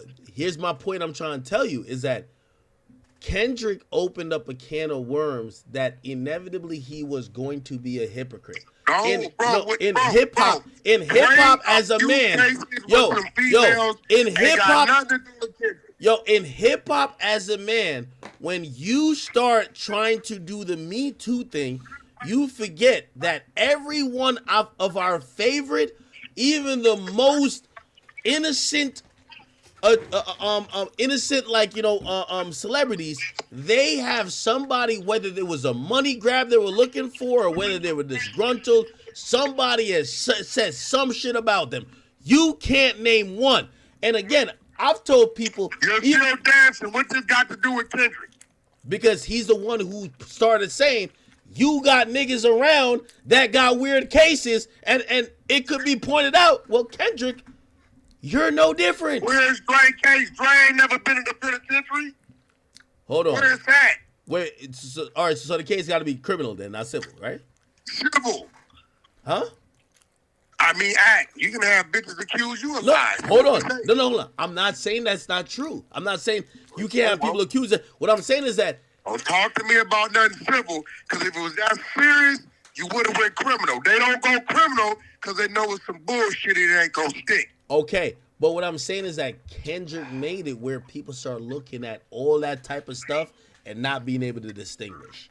No, he didn't. That's just you over here being a Drake dick rider. No, stop it. Stop. Come on. Whack. Yo, Whack. A minor. Yo, Whack. A minor. Whack. And that song, that bar, fucked him up so bad. 8 months after the battle, you're making Drake even look bad by even fishing. How?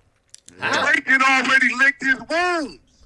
Whack. Here's the thing. He took his ass whooping. Yo, here's the thing. My whole thing, and it's not even a Drake thing. It's more of a Kendrick thing. And this is where I think you would be able to understand my point with this one. And let me try to lay it out for you. You see, one thing I know about Whack 100 is that I've heard this saying from him a lot of times. I love it. You said, anything I say once, I say twice. I like that saying. Because it shows me that you're not embarrassed about anything that you've said or you've been involved with. What's the point about when you start playing that soapbox? When you start being the person that says your integrity and your morals is above everybody else, and you start pointing at other people. Yo, you have somebody on your team who's a this and who's a that.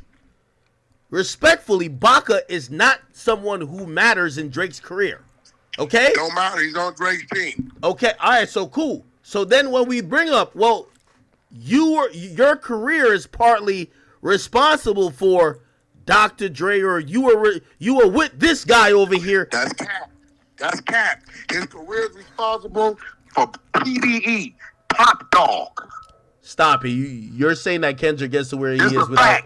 You're saying, hold on. You're saying Kendrick gets to the heights he's at without Dr. Dre. Come on. I give Game more credit than Drake because he hit more game stages than Drake stages. Whoa. I give J-Rock more credit than Drake because he was on the stage with J-Rock 9 years learning the craft. Wait, you say you give Game more credit than Dre? Game and J-Rock for Kendrick. No, Because he hold was on. in Wait. studio with them people. No. Hey, look, bro. He was on stage with J-Rock. You ain't never seen Kendrick on no fucking Dr. Dre tour or none of that shit. Dre did some work with him, and that's it, bro. Wait, I understand the J-Rock thing, but Game? Come on, bro. Game over Dre? Come on. Bro. Do you not understand that they was going on tours and in studio with the Game before you niggas even knew who these people were? Do you not understand that Kendrick had a security is a nigga named... Funny, I remember Eminem giving him a cosign. Odin would come over there. See, this is the history you motherfuckers don't know. Yes. I'm listening. I could throw some more names in there too. Motherfucking DJ K Slate. Yo, the first nigga I got to put Kendrick on the fucking radio. How about Papoose? The first nigga I got to take Kendrick to fucking Brooklyn, nigga, all through the hood. Whack. Before you niggas even knew who he was. Whack. If what you're saying is the truth, if what you're Hear saying is... Papoose. Somebody hear Papoose right now and ask Papoose, and he gonna tell you Whack is telling you the fucking truth. Well, Whack, I'm not down that you're telling the truth, but what I would say to you is, if the Game was that influential, why the hell would the Game be left out the Pop-Out show, but Dr. Dre and everybody else you mentioned, they're there? Game wasn't left out. Game chose not to go. He played neutral. What you mean? He didn't get an invite, though. Be honest. Well, Game don't need no invite to go to no nigga show. He do. You slow? We saw nigga. We saw him after the show. Game don't need no. Hey, bro, I don't need a fucking invite to go to anything got to do with TD. I show up, Whack at the gate, let blood in. Need no fucking invite. Nigga, who the fuck you think we are? Yeah, but invite. But he wouldn't have been on If stage. Wax is giving something, if Wax in Miami, exclusive party, Prime 112, Whack 100, and you just happen to pop up like, nigga, I'm finna pull up on bro. Do you need an invite, nigga? Yo, Whack, academics at the door. Let my brother in. Yo, get up, give him a seat. What are you talking about, nigga? Okay, I hear you, Some but of us are beyond invite. Okay, I get that, but he was not part of the festivities, and it was celebrating. Bro, he West chose Coast. not to be. He stayed neutral. Kendrick, my nigga. Drake, my nigga. You niggas weird because DeMar DeRozan catching heat for going to the Kendrick video. But when Drake That was foul. says, That was foul. That was foul, Wax. Hold on. That was foul. No, it ain't wasn't foul. That nigga from Compton, nigga. Fuck is you talking about? Canada will never supersede Compton when it comes to a Compton nigga. Yo, I Wax, don't give a fuck how hold on. I hate that you use this comparison. This is not a Compton or a LA Canada thing. Here's the thing. It is. Yo, they're friends. These are friends. From Compton. So you tell me he couldn't not be like, yo, I'm not gonna be in this video, but I got a lot of love for you, Kendrick. He wanted to be in that video. It's not Compton in Canada. It's the fact that he's a snake. He don't fuck with Drake like that. Drake, hey, bro, watch your mouth. He's Drake met that nigga on a basketball court. DeRozan. He said Drake from helped him through a Compton. depression. He said Drake helped him through a depression. Hey, bro, listen. He's a basketball player. Why is Drake getting emotional about what a basketball is doing in a rapper's video? But he said Drake helped him with a depression. We're thinking that they're that cool. Come on, Whack. You know that, man. What did DeRozan do? Did he say something in the video? He's in the video saying, I'm glad D-Rose left. By the way, that was a diss to the whole Canada, I think. I'm glad D-Rose left. Y'all didn't deserve him neither. Come on, and he's in front of the them little containers that look like sex trafficking, like drinking some curb. No sex trafficking. Fuck you talking about sex trafficking? Why do you think Kendrick shot the video at a place where there's like it's like a port with a bunch of like white containers? Come on, bro. Well, that's where he shot it, bro. Where your fucking mind at? You niggas wasn't thinking about. You think he would promote? Kendrick's not gonna be promoting sex trafficking. Get the fuck. You get your head out the gutter, bro. Yo, Whack. All right, let me ask you a question. Me and you are brothers. If you see me, I don't know. You got many people that don't like it. If you see me in a video of one of them niggas, and the video was saying Whack likes to fuck animals, and I'm in there, I'm dancing it up like, yeah, shit is like, I ain't say nothing else, but I'm dancing in the video right when they're showing like some animals in the background. Hey, bro, I'm gonna let you know. This what the world just learned. A Compton nigga is not gonna turn his back on the Compton nigga, bro. Yeah, but he left to now, pick a what side. Game Game is a rapper. Game is a rapper. So you know what Game did? I know you, Kendrick. I know you, Drake. Drake, you didn't look out for me. I didn't look out for you. Kendrick, you didn't look out for me. I didn't look out for you. I'm going to sit here and watch y'all do y'all Perfect thing. timing, But bro. then when he did that, y'all go to talk about what he wasn't invited to. Game don't need no invites to shit in Los Angeles, bro. Yeah, whack. Kendrick don't bang with Drake. You know, no, not Drake. I mean, Game. We not gonna see. Kendrick ain't got nothing against Game, bro. No. I'm not saying he got nothing against him, but we not gonna see no love from Kendrick to Game forever and always. It's gonna be like Dr. Dre. You seen Dr. Dre talk about the Super Bowl thing? He said, "I invited who I needed invited, and that's it." There, whatever reason it is with Game, some of them people on the West Coast, they stand on it. They don't fuck with him. I know you want to act like it's coincidence. First of all, did you see here it? go the problem, Mac. I had to pull your bust your bubble. Wait, hold on. Did you? It didn't matter back when the real politics was going on. That. Wait, but did you see? You didn't matter. Nobody knew who the God. fuck you was. You right, but hold on. And But did you see it though? This is why your reach, when it comes to history, only goes back to probably about 2010. I go See now, I go everybody 2009. knows But why. hold on. Wait, whack. Hold on.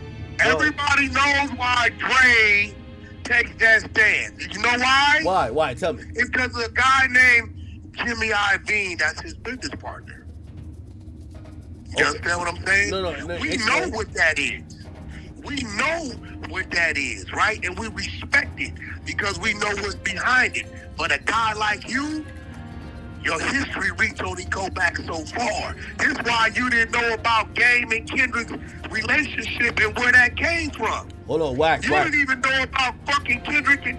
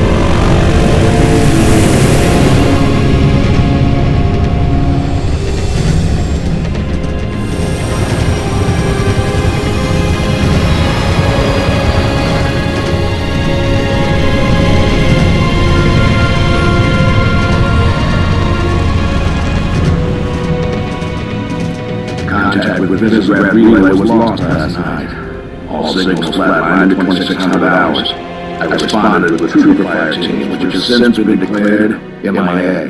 And now you're sending us. The Office of Naval Intelligence believes deployment of the Spartan team is a gross misallocation of valuable resources. I disagree. Commander. So that's onion number 6. Cat, you read his file? Only the parts that weren't covered in the black ink. Anyone claim responsibility, sir? Only thinks it might be the local insurrection. 5 months ago, they pulled a similar job on Harmony. Hit a relay to take out our eyes and ears, then stole 2 freighters from dry dock. That cannot happen here. Reach is too damn important. I want that relay back online, No. 1. Sir, consider it done. Then I'll see you on the other side. How about? Lieutenant. Commander, sir. I'm Carter, Noble Team's leader. That's Cat, Noble 2, Neil and George 4 and 5. You're riding with me, Noble 6. Not gonna lie to you, Lieutenant. You're stepping into some shoes the rest of the squad would rather leave unfilled.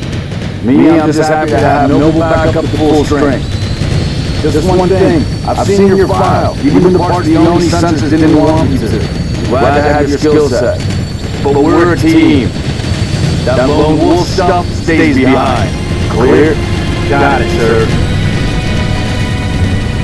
Welcome to Leash.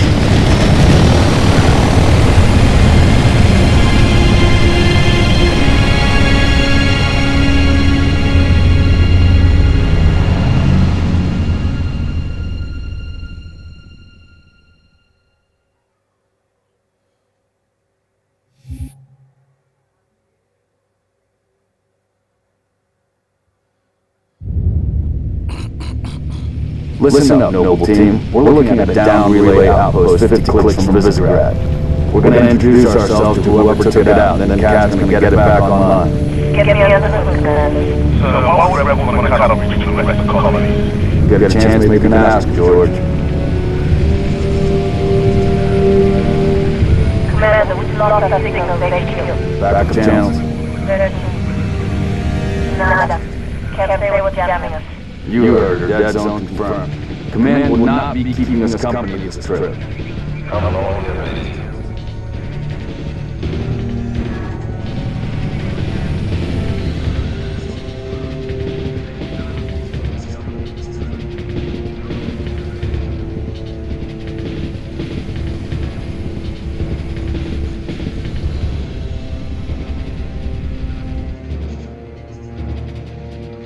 Shoot down temperature light, so keep your distance. Yes, sir. Let's stay focused. Watch yourself.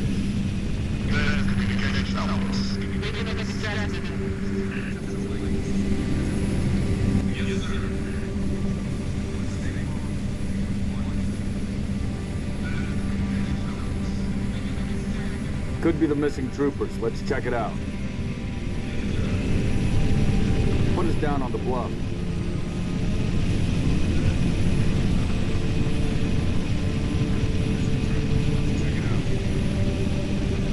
June, I want your eyes in the sky. Sir.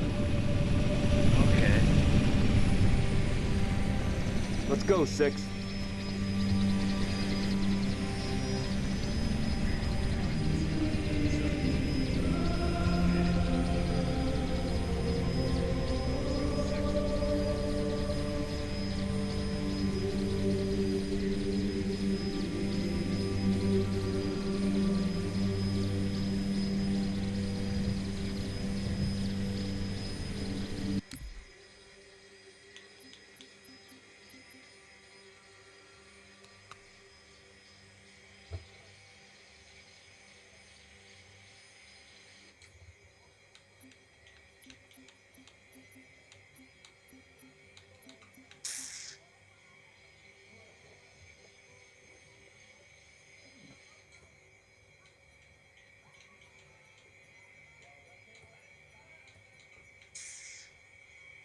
Why do I hear myself?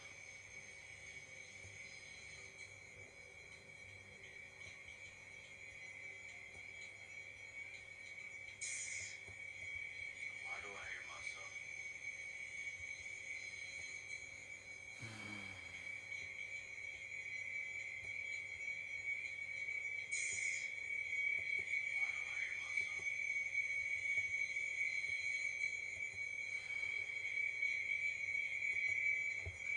Oh, it's this. Okay.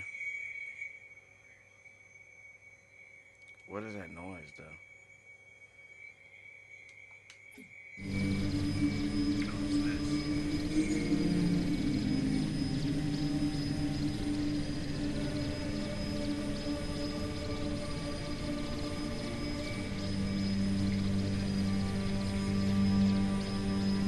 Is the volume working now? All right, Noble Team, spread out. Watch the approach.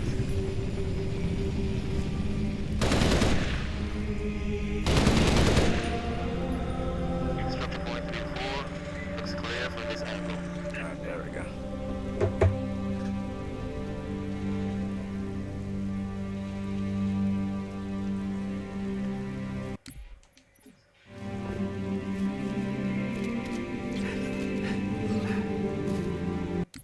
Let's restart the whole thing.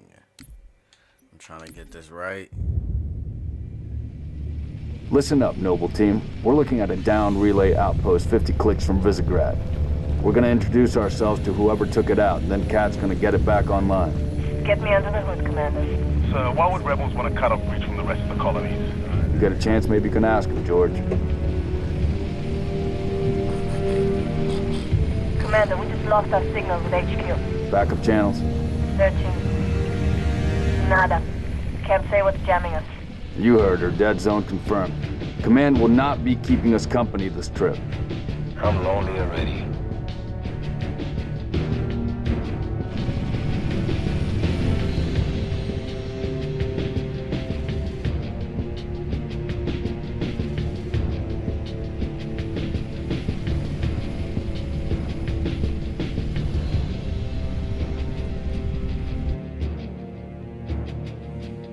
Shoot down attempts are likely, so keep your distance.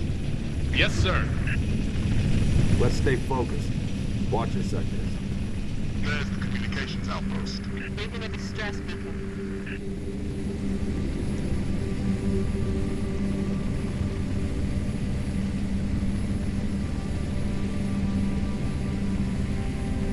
Could be the missing troopers. Let's check it out. Put us down on the bluff.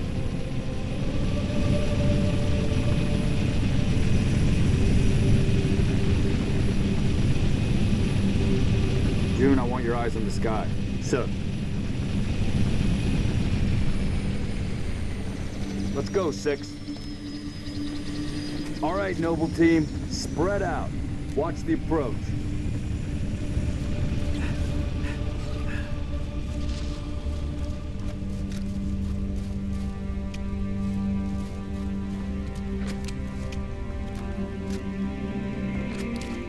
Structure point 34. Looks clear from this angle. Distress beacon's coming from just south of you, Commander. We're close. Roger that. Eyes peeled.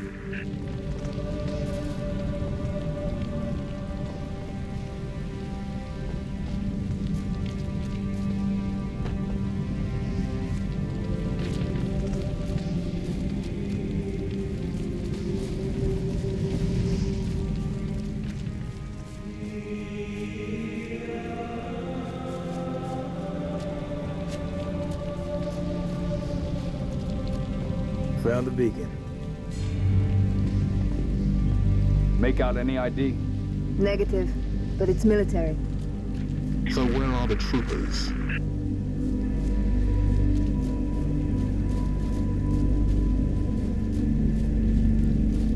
The game froze.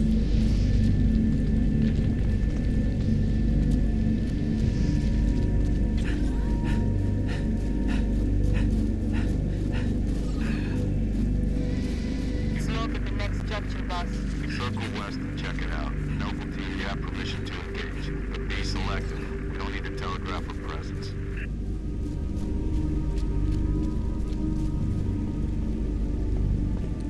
And guess what? After I ate, I'm completely tired. Noble 6, move it to the house.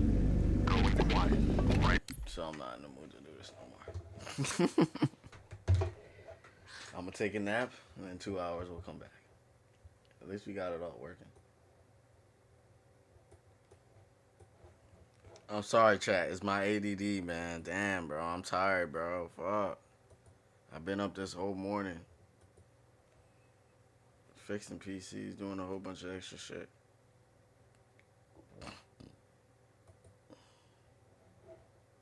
And now I'm exhausted.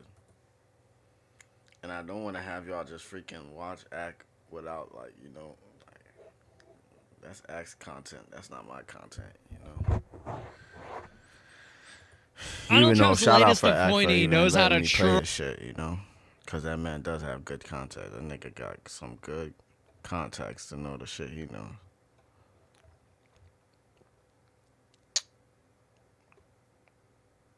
It's wild that like HBO houses both this man and Bill Maher at the same time. Genuinely shocking how both of these things can simultaneously happen. Fairness Doctrine by HBO, yeah.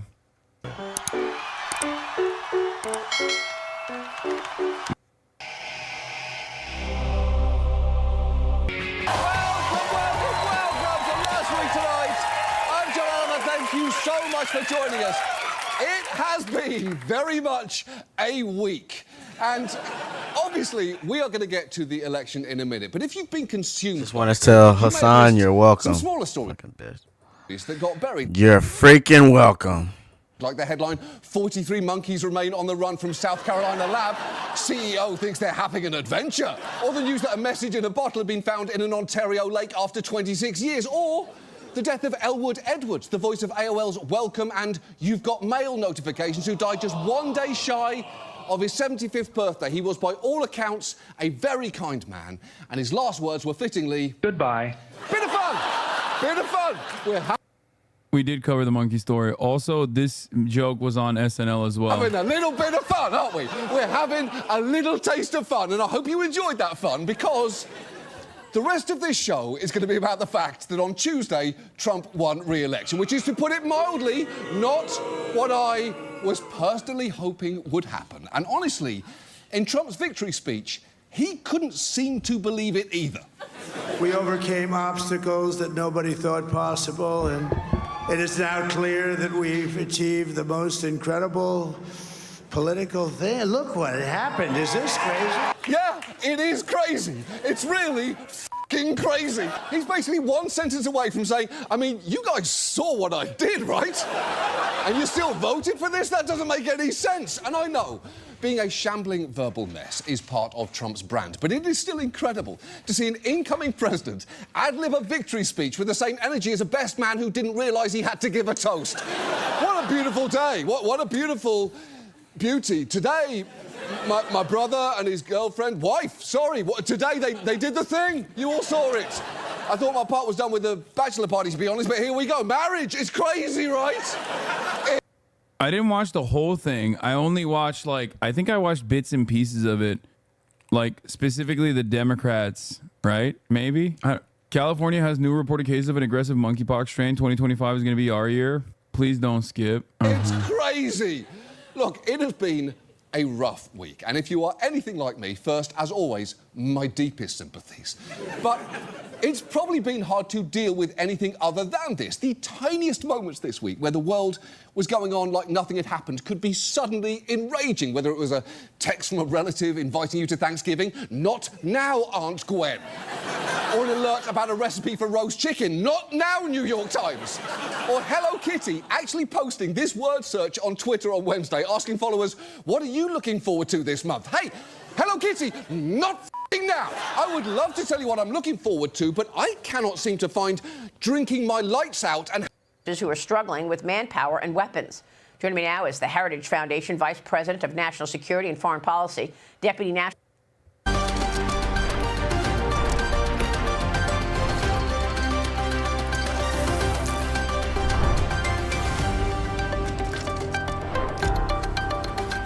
Hello and welcome. I'm Nadira Tudor and you're watching W News, broadcasting live from the Al... I think we did enough for today.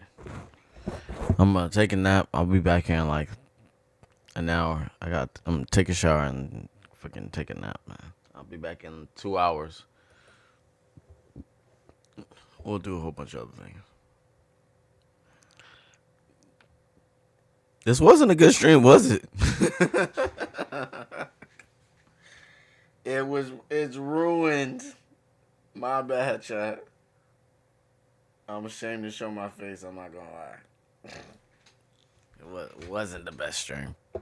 I'm not gonna lie.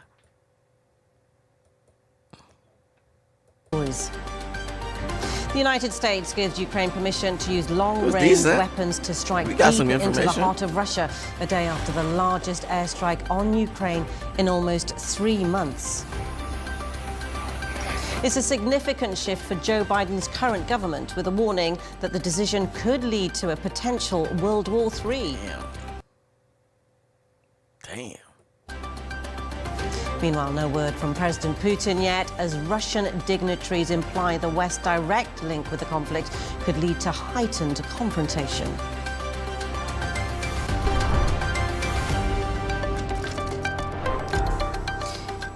Ukraine's attack on Russia could take place within a matter of days as Washington grants permission to strike using long-range missiles.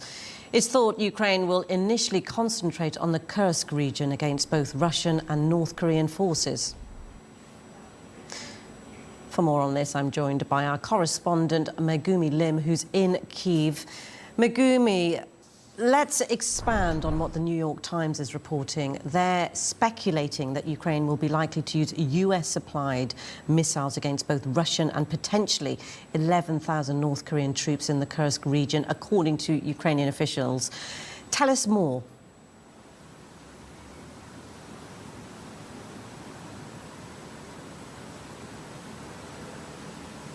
Well, first of all, experts are saying that this policy reversal by Washington is not going to be a game changer, but it will help Ukraine achieve a number of things. First of all, these U.S. First of all, I think it's really, really good news.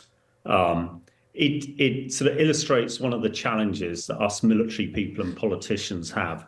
Politicians always like to make decisions at absolutely the last minute, but from Korean troops are on the ground, but we knew this was coming. The Kremlin has reacted to the United States. First of all, the dark news from Kursk continues to come. Last time, we have informed that a unit of 50,000 North Korean and Russian troops was formed to organize a counter-operation in Kursk. Today, we are receiving news that the swords have been drawn. North Korea and Russia have mobilized and clashes have started. So what is happening in the Kursk region? Will the military alliance of North Korean and Russian troops succeed, or will it melt in the face of Ukrainian pressure? Let's take a closer look at the border town where the hot clashes are taking place. As is well known, Kim Jong-un has sent 10,000 military personnel to Russia to fight on Vladimir Putin's behalf. Updates are coming in confirming that these troops are already engaged in active fighting. Vedant Patel, deputy spokesperson for the U.S. State Department, said that most of the 10,000 troops are already on duty in the Kursk region. Vedant Patel said that Russia's success on the battlefield using North Korean troops will largely depend on how well the Russians are able to integrate them into their military. The challenges the troops will have to overcome will include interoperability, language barriers, command and control, and communication. In addition to the Pentagon's statements, the Ukrainian and South Korean fronts also made statements about the current situation. Ukrainian President Volodymyr Zelensky warned that some of the 11,000 North Korean troops stationed in the Kursk region on the Russian border have come into conflict with the Ukrainian army. Zelensky said that Ukraine's advance in the region has tied up about 50,000 Russian troops, who cannot be deployed to other Russian fronts on Ukrainian territory. South Korea's spy agency reported that North Korean troops were engaged in fighting in the Kursk region of Russia. The statements, as well as the operations on the front line, show that North Korean and Russian troops are acting together against Ukraine. The first joint offensive by Russian and North Korean troops to capture the Russian town of Malaya Lokhnya ended in disaster when Ukrainian forces destroyed most of the armored units that had to travel on paved roads before reaching their targets. Some of Ukraine's most elite and experienced units, including the 47th Mechanized Brigade, 82nd Air Mobile Brigade, 17th Mechanized Brigade, and 80th Air Mobile Brigade, were tasked with defending this area. Given the expertise and strong leadership of these units, they anticipated repeated large-scale Russian mechanized attacks along the paved roads leading to Malaya Luchnya. All right, y'all. Let me go take a nap. I'm freaking falling asleep here. I'll be back in. How to troll the left. This is him in the Wall Street Journal, Chris Wright. Let me tell you a little bit about this guy and how he could affect a See y'all in 2 hours. Tesla, Enphase, you